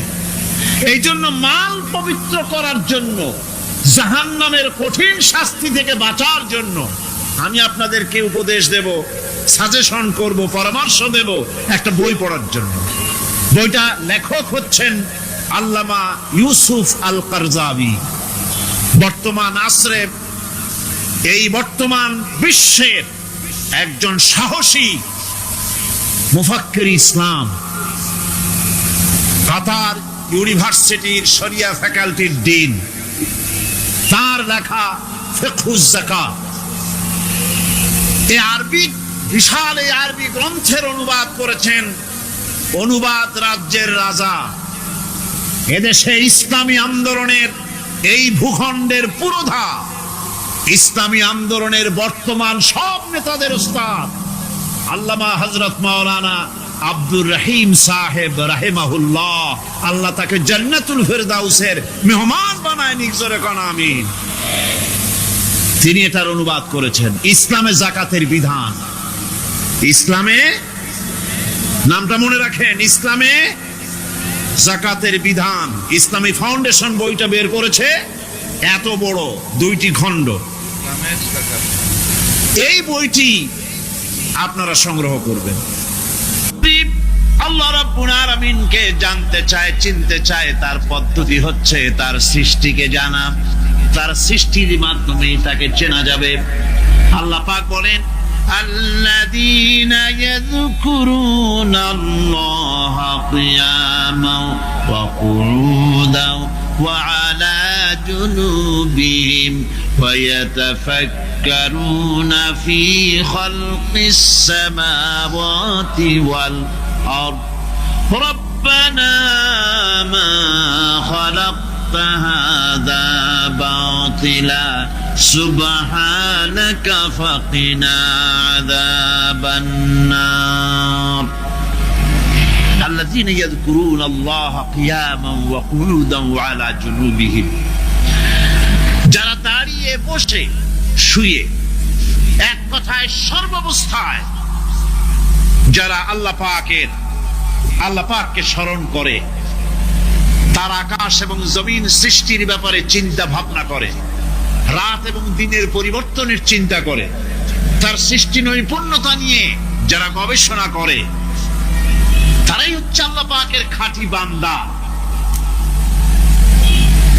একজন সত্যানুসন্ধানী চোখের সামনে যখন নিখিল বিশ্বের পরমাণু থেকে শুরু করে সূর্য, চন্দ্র, গ্রহ, নক্ষত্র, বিশাল আকাশ পর্যন্ত, গাছপালা, তরুলতা, সমুদ্র, মহাসমুদ্র, পশু পক্ষী ইত্যাদি যখন তার নজরে পড়ে, তখন একজন সত্যের অনুসারী ব্যক্তি, একজন সত্যের অনুসন্ধানী ব্যক্তি তার মুখ থেকে বেসাক্তা স্বতঃস্ফূর্ত ভাবে নিজের অজান্তে মুখ থেকে যে শব্দটা বেরোয়, সে শব্দটা হচ্ছে আলহামদুলিল্লাহি রাব্বিল আলামিন। সমস্ত প্রশংসা হচ্ছে ওই আল্লাহ পাকের, যিনি এগুলিকে সৃষ্টি করেছেন। আর তিনি কোনো কিছু কি বেকার সৃষ্টি করেন নাই, খামোখা সৃষ্টি করেন নাই। প্রত্যেকটির পেছনে রয়েছে বিরাট বিরাট উদ্দেশ্য।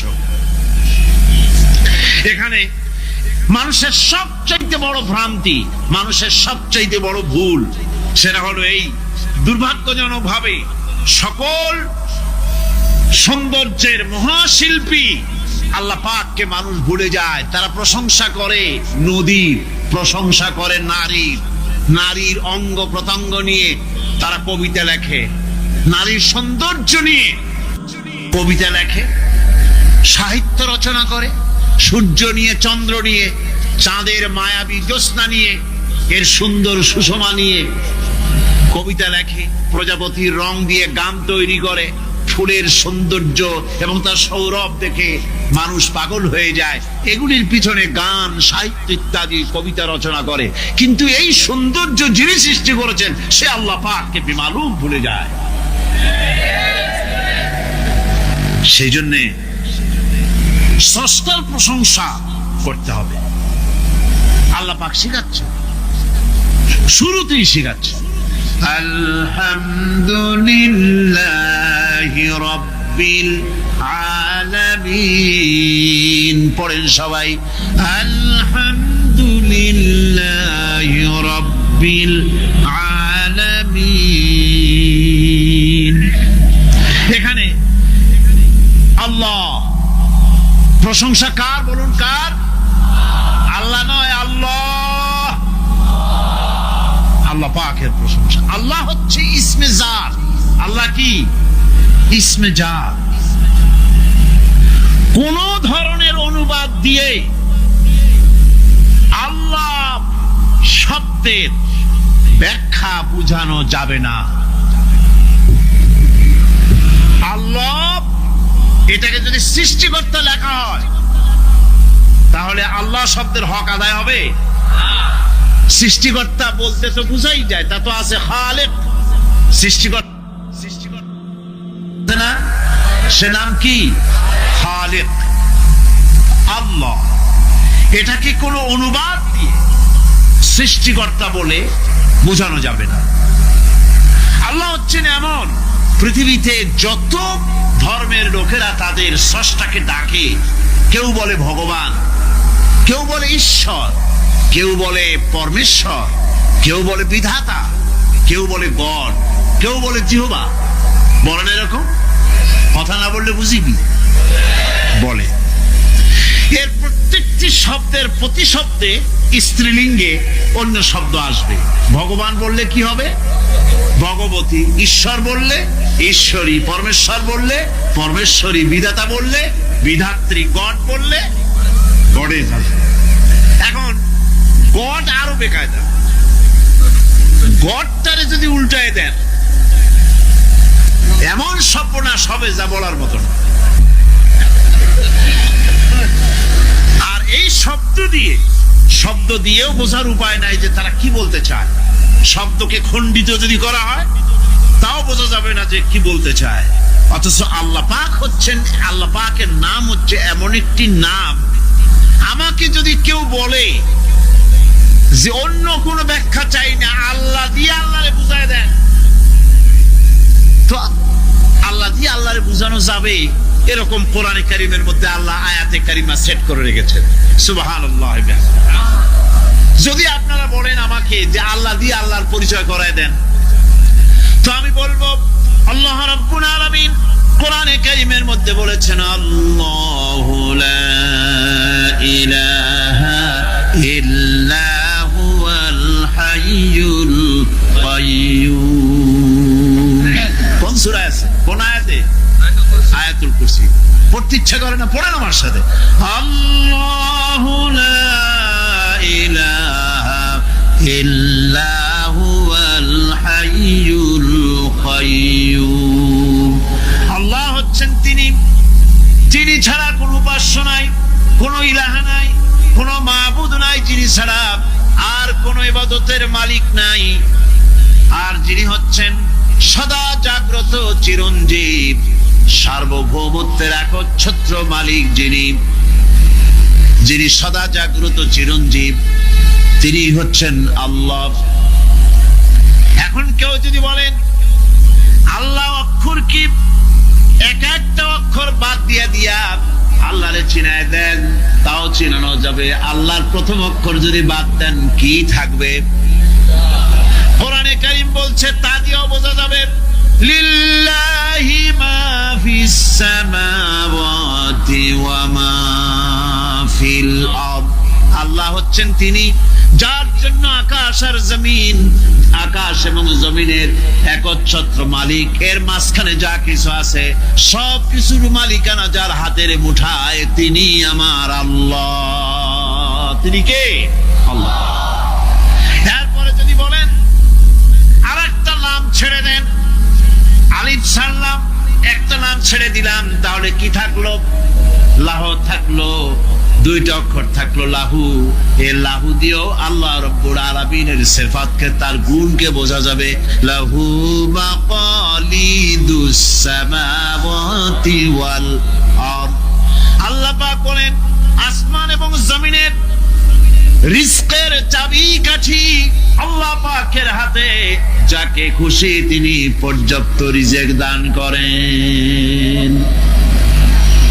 কেউ যদি বলেন লামটাও ভালায় দেন, লামটাও ছেড়ে দেন, দিলাম নাম একটা ছেড়ে, থাকলো কি? একটা অক্ষর থাকলো হু। এই হু দিয়ে আমার আল্লাহরে চেনা যাবে। ওয়া হুয়াল গফুরুল ওয়াদুদুল আরশিল মাজিদ ফাআলুল লিমা ইউরিদ। আমার আল্লাহ হচ্ছেন তিনি, যিনি ক্ষমাশীল, যিনি দয়াবান, যিনি বান্দাকে মহব্বত করেন, যিনি হচ্ছেন আরশে আজিমের মালিক, তিনি হচ্ছেন সেই মহান সত্তা যিনি যা খুশি তাই করতে পারেন। সুতরাং আল্লাহ হচ্ছেন এমন এক লফজ, এমন এক নাম, এমন এক ইসমে জাত যার কোনো বিকল্প নাই, যা অনুবাদ করে আল্লাহকে স্রষ্টা বললে এটা সারবে না, সৃষ্টিকর্তা বললে সারবে না। আল্লাহ পাকের নামের বিরাট বিশাল ব্যাপক অর্থ রয়েছে। সুতরাং আল্লাহকে আল্লাহই বলতে হবে। আল্লাহকে কি বলতে হবে? আল্লাহ আল্লাহ আল্লাহ। কত মজাই নামে, সুবহানাল্লাহ, কত মজাই নামে। দেখেন আল্লাহ রাব্বুল আলামিন এমন রব, বাংলাদেশের কুকুর আর আমেরিকা ইউরোপের প্রধান দেশের কুকুর একরকম নয়। আমাদের দেশের পশু ইউরোপ আমেরিকার শীত প্রধান দেশের পশু একরকম নয়।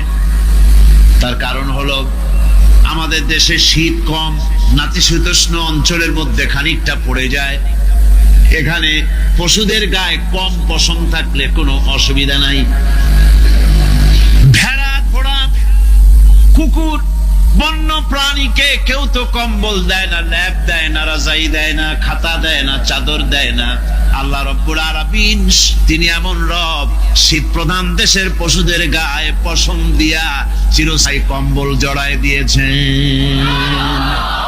এর নাম হচ্ছে রব। প্রতিপালনের পদ্ধতি কি সুন্দর করে তিনি প্রতিপালন করছেন, কি সুন্দর করে তিনি পশু পক্ষীগুলিকে তাদের আহার জোগাড় করছেন, প্রতিপালন করছেন। তিনি রব, মানুষকে সৃষ্টি করেছেন, আমাদেরকে সৃষ্টি করেছেন, সব চাইছেন, সুবহানাল্লাহ ওয়া বিহামদিহি, সকল প্রয়োজন মিটিয়েছেন, একটা জিনিস বাদ রাখেন না। আমাদের মুখে দাঁতের দরকার ছিল, মায়ের পেট থেকে দাঁত নিয়ে আসিনি। মায়ের পেট থেকে আসার পরে আমাদের খাবারের দরকার ছিল। লক্ষ্য করেন রব কারে বলে, লক্ষ্য করুন। মায়ের পেটের মধ্যে যখন ছিলাম ওখানে কোন রোগের জীবাণু ঢুকতে পারে নাই। ফি করারিম মাকিন, একটি সুরক্ষিত জায়গায় আল্লাহ রাব্বুল আলামিন বাচ্চাকে রেখেছেন, যেখানে কোনো সর্দি হবে না, জ্বর হবে না, সর্দি হবে না, ব্রঙ্কাইটিস হবে না, ডায়াবেটিস হবে না, প্রেসার হবে না। মায়ের পেটের মধ্যে বাচ্চাকে এমন জায়গায় আল্লাহ যত্ন করে রেখেছেন। এই বাচ্চা যখন মায়ের পেট থেকে বেরিয়ে এলো তখন তার পরিবেশ অত্যন্ত খারাপ। এখানে পলিউশন আছে, এখানে কার্বন ডাই অক্সাইড আছে, এখানে বিষাক্ত হাওয়া আছে, এখানে দূষিত আবহাওয়া রয়েছে। প্রতি মুহূর্তে রোগ তাকে হামলা চালাতেছে। এই রোগের থেকে সে বাচ্চা বাঁচবে কি করে? এজন্য রব্বুল আলামিন তিনি এমন রব, মায়ের বুকের মধ্যে যে খাবার তৈরি করলেন বাচ্চার, ওই খাবারের মধ্যে বাচ্চার ওষুধও আল্লাহ পাক বানায়া দিলেন। মায়ের বুকের দুধ শুধু দুধ নয়, এটা ওষুধ। সুবহানাল্লাহ। এটা খাদ্য, এটা ওষুধ, এটা ভিটামিন, এটা ক্যালসিয়াম, এটা কার্বোহাইড্রেট, যা দরকার বাচ্চার জন্য সব আল্লাহ মায়ের দুধের মধ্যে দিয়ে দিলেন। যতক্ষণ বাচ্চা পেটে ছিল দুধ ছিল ঘন, যখন বাচ্চা মায়ের পেট থেকে বেরিয়ে এলো দুধটা হয়ে গেল পাতলা। এই পাতলা দুধটা খাবে, ওষুধ আছে এর মধ্যে, ভিটামিন আছে, খাইতে যেন বিস্বাদ না হয় একটু মিষ্টি দিয়ে দিলেন আল্লাহ, যাতে বাচ্চা মুখ ফিরিয়ে না নেয়, সেজন্য খাইতে চায়। তারপরে যখন বাচ্চার হাড্ডি খেতে হবে, মাছ খেতে হবে, গোশ খেতে হবে, দুধের আর দরকার নাই, তার শরীরের ভিতরে রেজিস্ট্যান্স, রোগ প্রতিরোধক শক্তি তৈরি হয়েছে। এখন আরো ভালো খাবার দরকার। আল্লাহ রাব্বুল আলামিন মায়ের দুধকে শুকায় দিলেন, চুষলো আর পাওয়া যাবে না, দুধ শুকায় গেছে। এখন বাইরের খাবার খেতে হবে। আসছিল যখন বুকে দাঁত ছিল না, বাইরে যখন এলো দাঁতের যখন দরকার হলো, কোন আল্লাহর বান্দা কি আল্লাহর কাছে দরখাস্ত করেছেন যে আল্লাহ আমার কয়েকখান দাঁত দাও, দাঁত ছাড়া আমি চাবাই কেমন? এই সবগুলি দাঁত কে সেট করে দিলেন? রব্বুল আলামিন দাঁতগুলিকে সেট করে দিলেন। মুখের মধ্যে দাঁত এসে গেল। আল্লাহ রাব্বুল আলামিন শরীরটাকে সাজিয়ে গুছিয়ে, হিউম্যান বায়োলজি যাকে বলা হয়, এই শরীরকে যে সুন্দর করে আল্লাহ পাক তৈরি করলেন, বলে শেষ করা যাবে না কত সুন্দর করে আল্লাহ পাক বানিয়েছেন। আপনার মাথার ভিতরে সেল তৈরি করা হলো, ব্রেন তৈরি করা হলো। এই ব্রেনটা শুকনা জায়গায় রাখা হয় নাই। শুকনা জায়গার মধ্যে ব্রেনটা যদি থাকতো, নড়াচড়া করে আপনার ব্রেনের যে টেকনোলজি আল্লাহ পাক ইউজ করেছেন সেটা অসুবিধাগ্রস্ত হতো। এই জন্য ক্রিম যেভাবে পানির মধ্যে ভাসা থাকে, পানির মধ্যে ভাসমান ক্রিম মাখন যেভাবে রাখা হয়, সামান্য পানির মতো করে এর ভিতরে ব্রেনটাকে রাখা হয়েছে। এই ব্রেনের ভিতরে, ব্রেন হচ্ছে পৃথিবীতে কম্পিউটার, আজকের পৃথিবীর শ্রেষ্ঠ আবিষ্কার।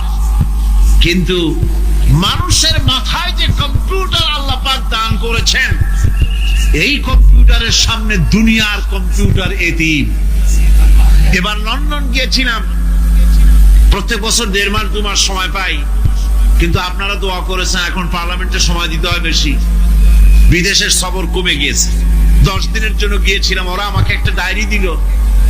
সেই ডায়েরিটার ভিতরে ডিজিটাল ডায়েরি, এই ডায়েরির মধ্যে তারা বলল যে এরকম, এই যে কাগজটা আপনারা দেখতে পাচ্ছেন, এই রকমের কাগজের 10 লক্ষ পাতা লিখতে যত কাগজ লাগে, এরকমের 10 লক্ষ পাতার লেখা ছোট্ট এই ডায়েরিটার মধ্যে ঢুকাই দেওয়া যায়।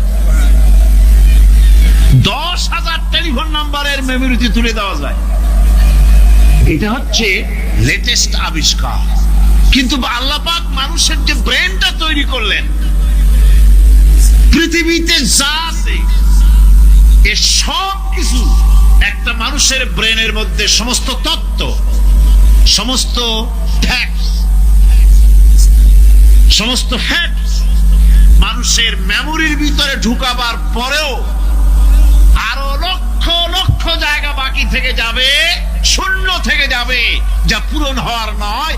এত বিশাল মেমোরি আল্লাহ পাক তার মানুষের মাথার মধ্যে তৈরি করে দিয়েছে। সুবহানাল্লাহ বিহামদি। দেখুন অবস্থাটা কি। আল্লাহ তার মানুষকে কিভাবে, রব কাকে বলে, রব কারে বলে, সুবহানাল্লাহ বিহামদি। চোখের সামনে রাস্তা দিয়ে চলতে গিয়ে চোখের সামনে সাপ দেখলেন, চোখ দেখার কাজ করেছে। চোখ কি করেছে? দেখার কাজ করেছে। এখন কি করবেন? চোখ কিন্তু দেখে বসে থাকে নাই, চোখ দেখা মাত্রই ট্রান্সমিট করেছে ব্রেনকে। ব্রেন সাথে সাথে অ্যাকশন নিতে বলেছে হাতকে আর পাওকে। হাতে লাঠি থাকলে পিটাও, লাঠি না থাকলে পাকে বলেছে দৌড় মারো। এই যে সাপ দেখলো, চোখ এটাকে পাঠাই দিল ব্রেনকে, ব্রেন পাঠাই দিল অ্যাকশনে হাতে আর পায়ে। এতে কিন্তু 1 সেকেন্ড সময় লাগে নাই। 1 সেকেন্ডের কয়েক লক্ষ ভাগের 1 ভাগের ভিতরেই মানুষ অ্যাকশনে এসে গিয়েছে। সুবহানাল্লাহ। এর নাম হচ্ছে রব। এর নাম কি? তার অফুরন্ত সৃষ্টি, অফুরন্ত সৃষ্টি। মানুষের হার্ট তৈরি করেছেন, চোখ তৈরি করেছেন। চোখে কিন্তু আমরা নেগেটিভ দেখি। চোখে আমরা কি দেখি? নেগেটিভ দেখি। এই নেগেটিভটা চোখ ক্যাচ করে ব্রেনের ভিতর থেকে পজিটিভ হয়ে কে বের করে দেয়? সুবহানাল্লাহ। কানে অসংখ্য শব্দ শুনি, কিন্তু কোন শব্দ তো জড়ায় যায় না। অসংখ্য শব্দ আমরা শুনি। যেমন রেডিও ঘুরাচ্ছেন,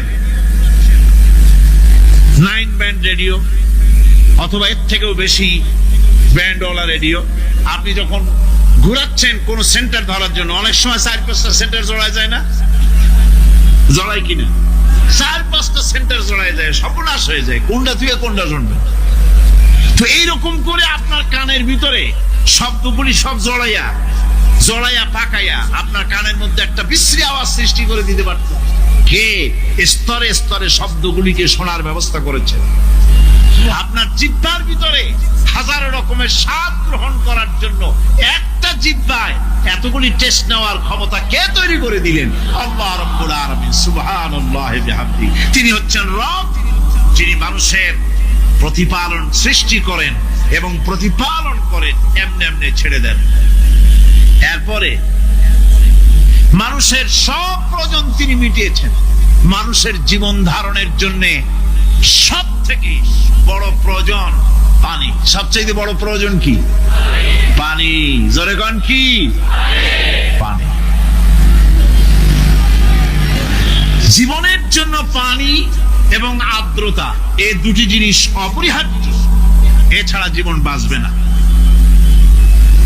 আমরা দেখতে পাই সমুদ্র ভরা পানি মজুদ আছে, লক্ষ্য করেন, সমুদ্র ভরা পানি মজুদ আছে, নদী খাল বিল ভরা পানি মজুদ আছে, কিন্তু এটাই তো যথেষ্ট নয়। রব হচ্ছেন তিনি যিনি এই বিশাল বিশাল পানির মজুদ থেকে বাতাসকে যিনি বলেন, যিনি প্রতিনিয়ত বাষ্পীয় আকারে পানিগুলিকে সমুদ্র থেকে উত্থিত করেন, পানিগুলিকে উত্থিত করেন মহাকাশে। আল্লাহ পাক বলেন, আল্লাহুল্লাযী আরসালার রিয়াহা ফাতুসিরু সাহাবা, বাষ্প হয়ে পানিগুলি আকাশে উত্থিত হয় এবং মহাকাশে যাওয়ার পর এই পানিগুলি, লবণাক্ত পানিগুলি আল্লাহর মেশিনে সেগুলি মিষ্টি হয়ে যায়। জোরে কোন সুবহানাল্লাহ। পানিগুলি মিষ্টি হয়ে গেল, ওই মিষ্টি পানি আল্লাহ রাব্বুল আলামিন নাজিল করে দিলেন। এবার বৃষ্টি কণা কণা হয়ে পড়লো, ফোঁটা ফোঁটা বৃষ্টি। আল্লাহ খুঁজে দেখলেন বৃষ্টির ফোঁটাগুলি পৃথিবীর প্রতিটি কণা তালাশ করে তৃষ্ণার্ত কণাগুলিকে আল্লাহ পাক ভিজায় দিলেন। সেই জন্য তার নাম হলো রব। তিনি হচ্ছেন রব, প্রয়োজন মিটান। পানি সবচেয়ে প্রয়োজন বেশি, সেই পানি আল্লাহ পাক এভাবে সরবরাহ করলেন।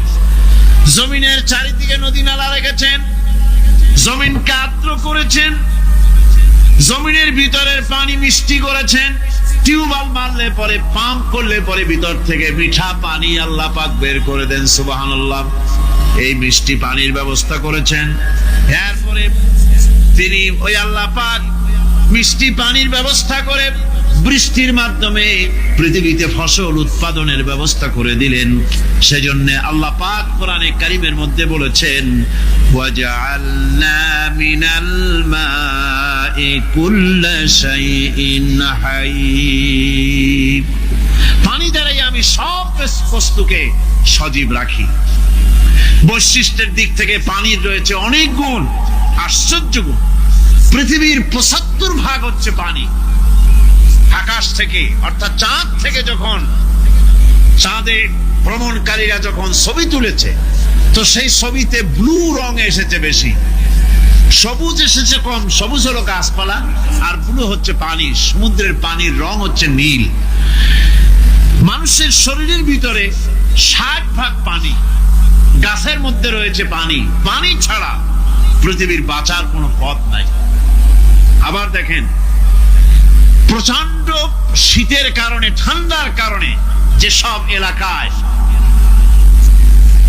তাপমাত্রা হিমাঙ্কের নিচে এসে যায়, সেই সব দেশে সমুদ্রের পানি আর দরিয়ার পানিগুলি বরফ হয়ে যায়। এই বরফ যখন হতে থাকে, তখন পানি তার নিজের তাপকে নিচের দিকে ছুটতে থাকে। উপরের তাপ বরফ হয়ে যায় ঠান্ডা, আর নিচে তাপ বিচ্ছুরিত করে দিয়ে পানির ভিতরে যত জলজ প্রাণী আছে আর উদ্ভিদ আছে, সবগুলিকে বাঁচায় রাখার ব্যবস্থা আল্লাহ রাব্বুল আলামিন এভাবে করে থাকে। এবার আল্লাহ রাব্বুল আলামিন বলছেন, এই পানি ছাড়া মানুষ বাঁচে না, প্রাণী বাঁচে না। পানি এমন এক জিনিস, এমন এক নিয়ামত আমি দান করলাম। আল্লাহ পাক বলেন, কুল আরাআইতুম ইন আসবাহা মাউকুম গাওরান ফামান ইয়াতিকুম বিমাইন মাইন। বলো দেখি, সবে শুকাইয়া যদি যায় এই জমিনের পানি,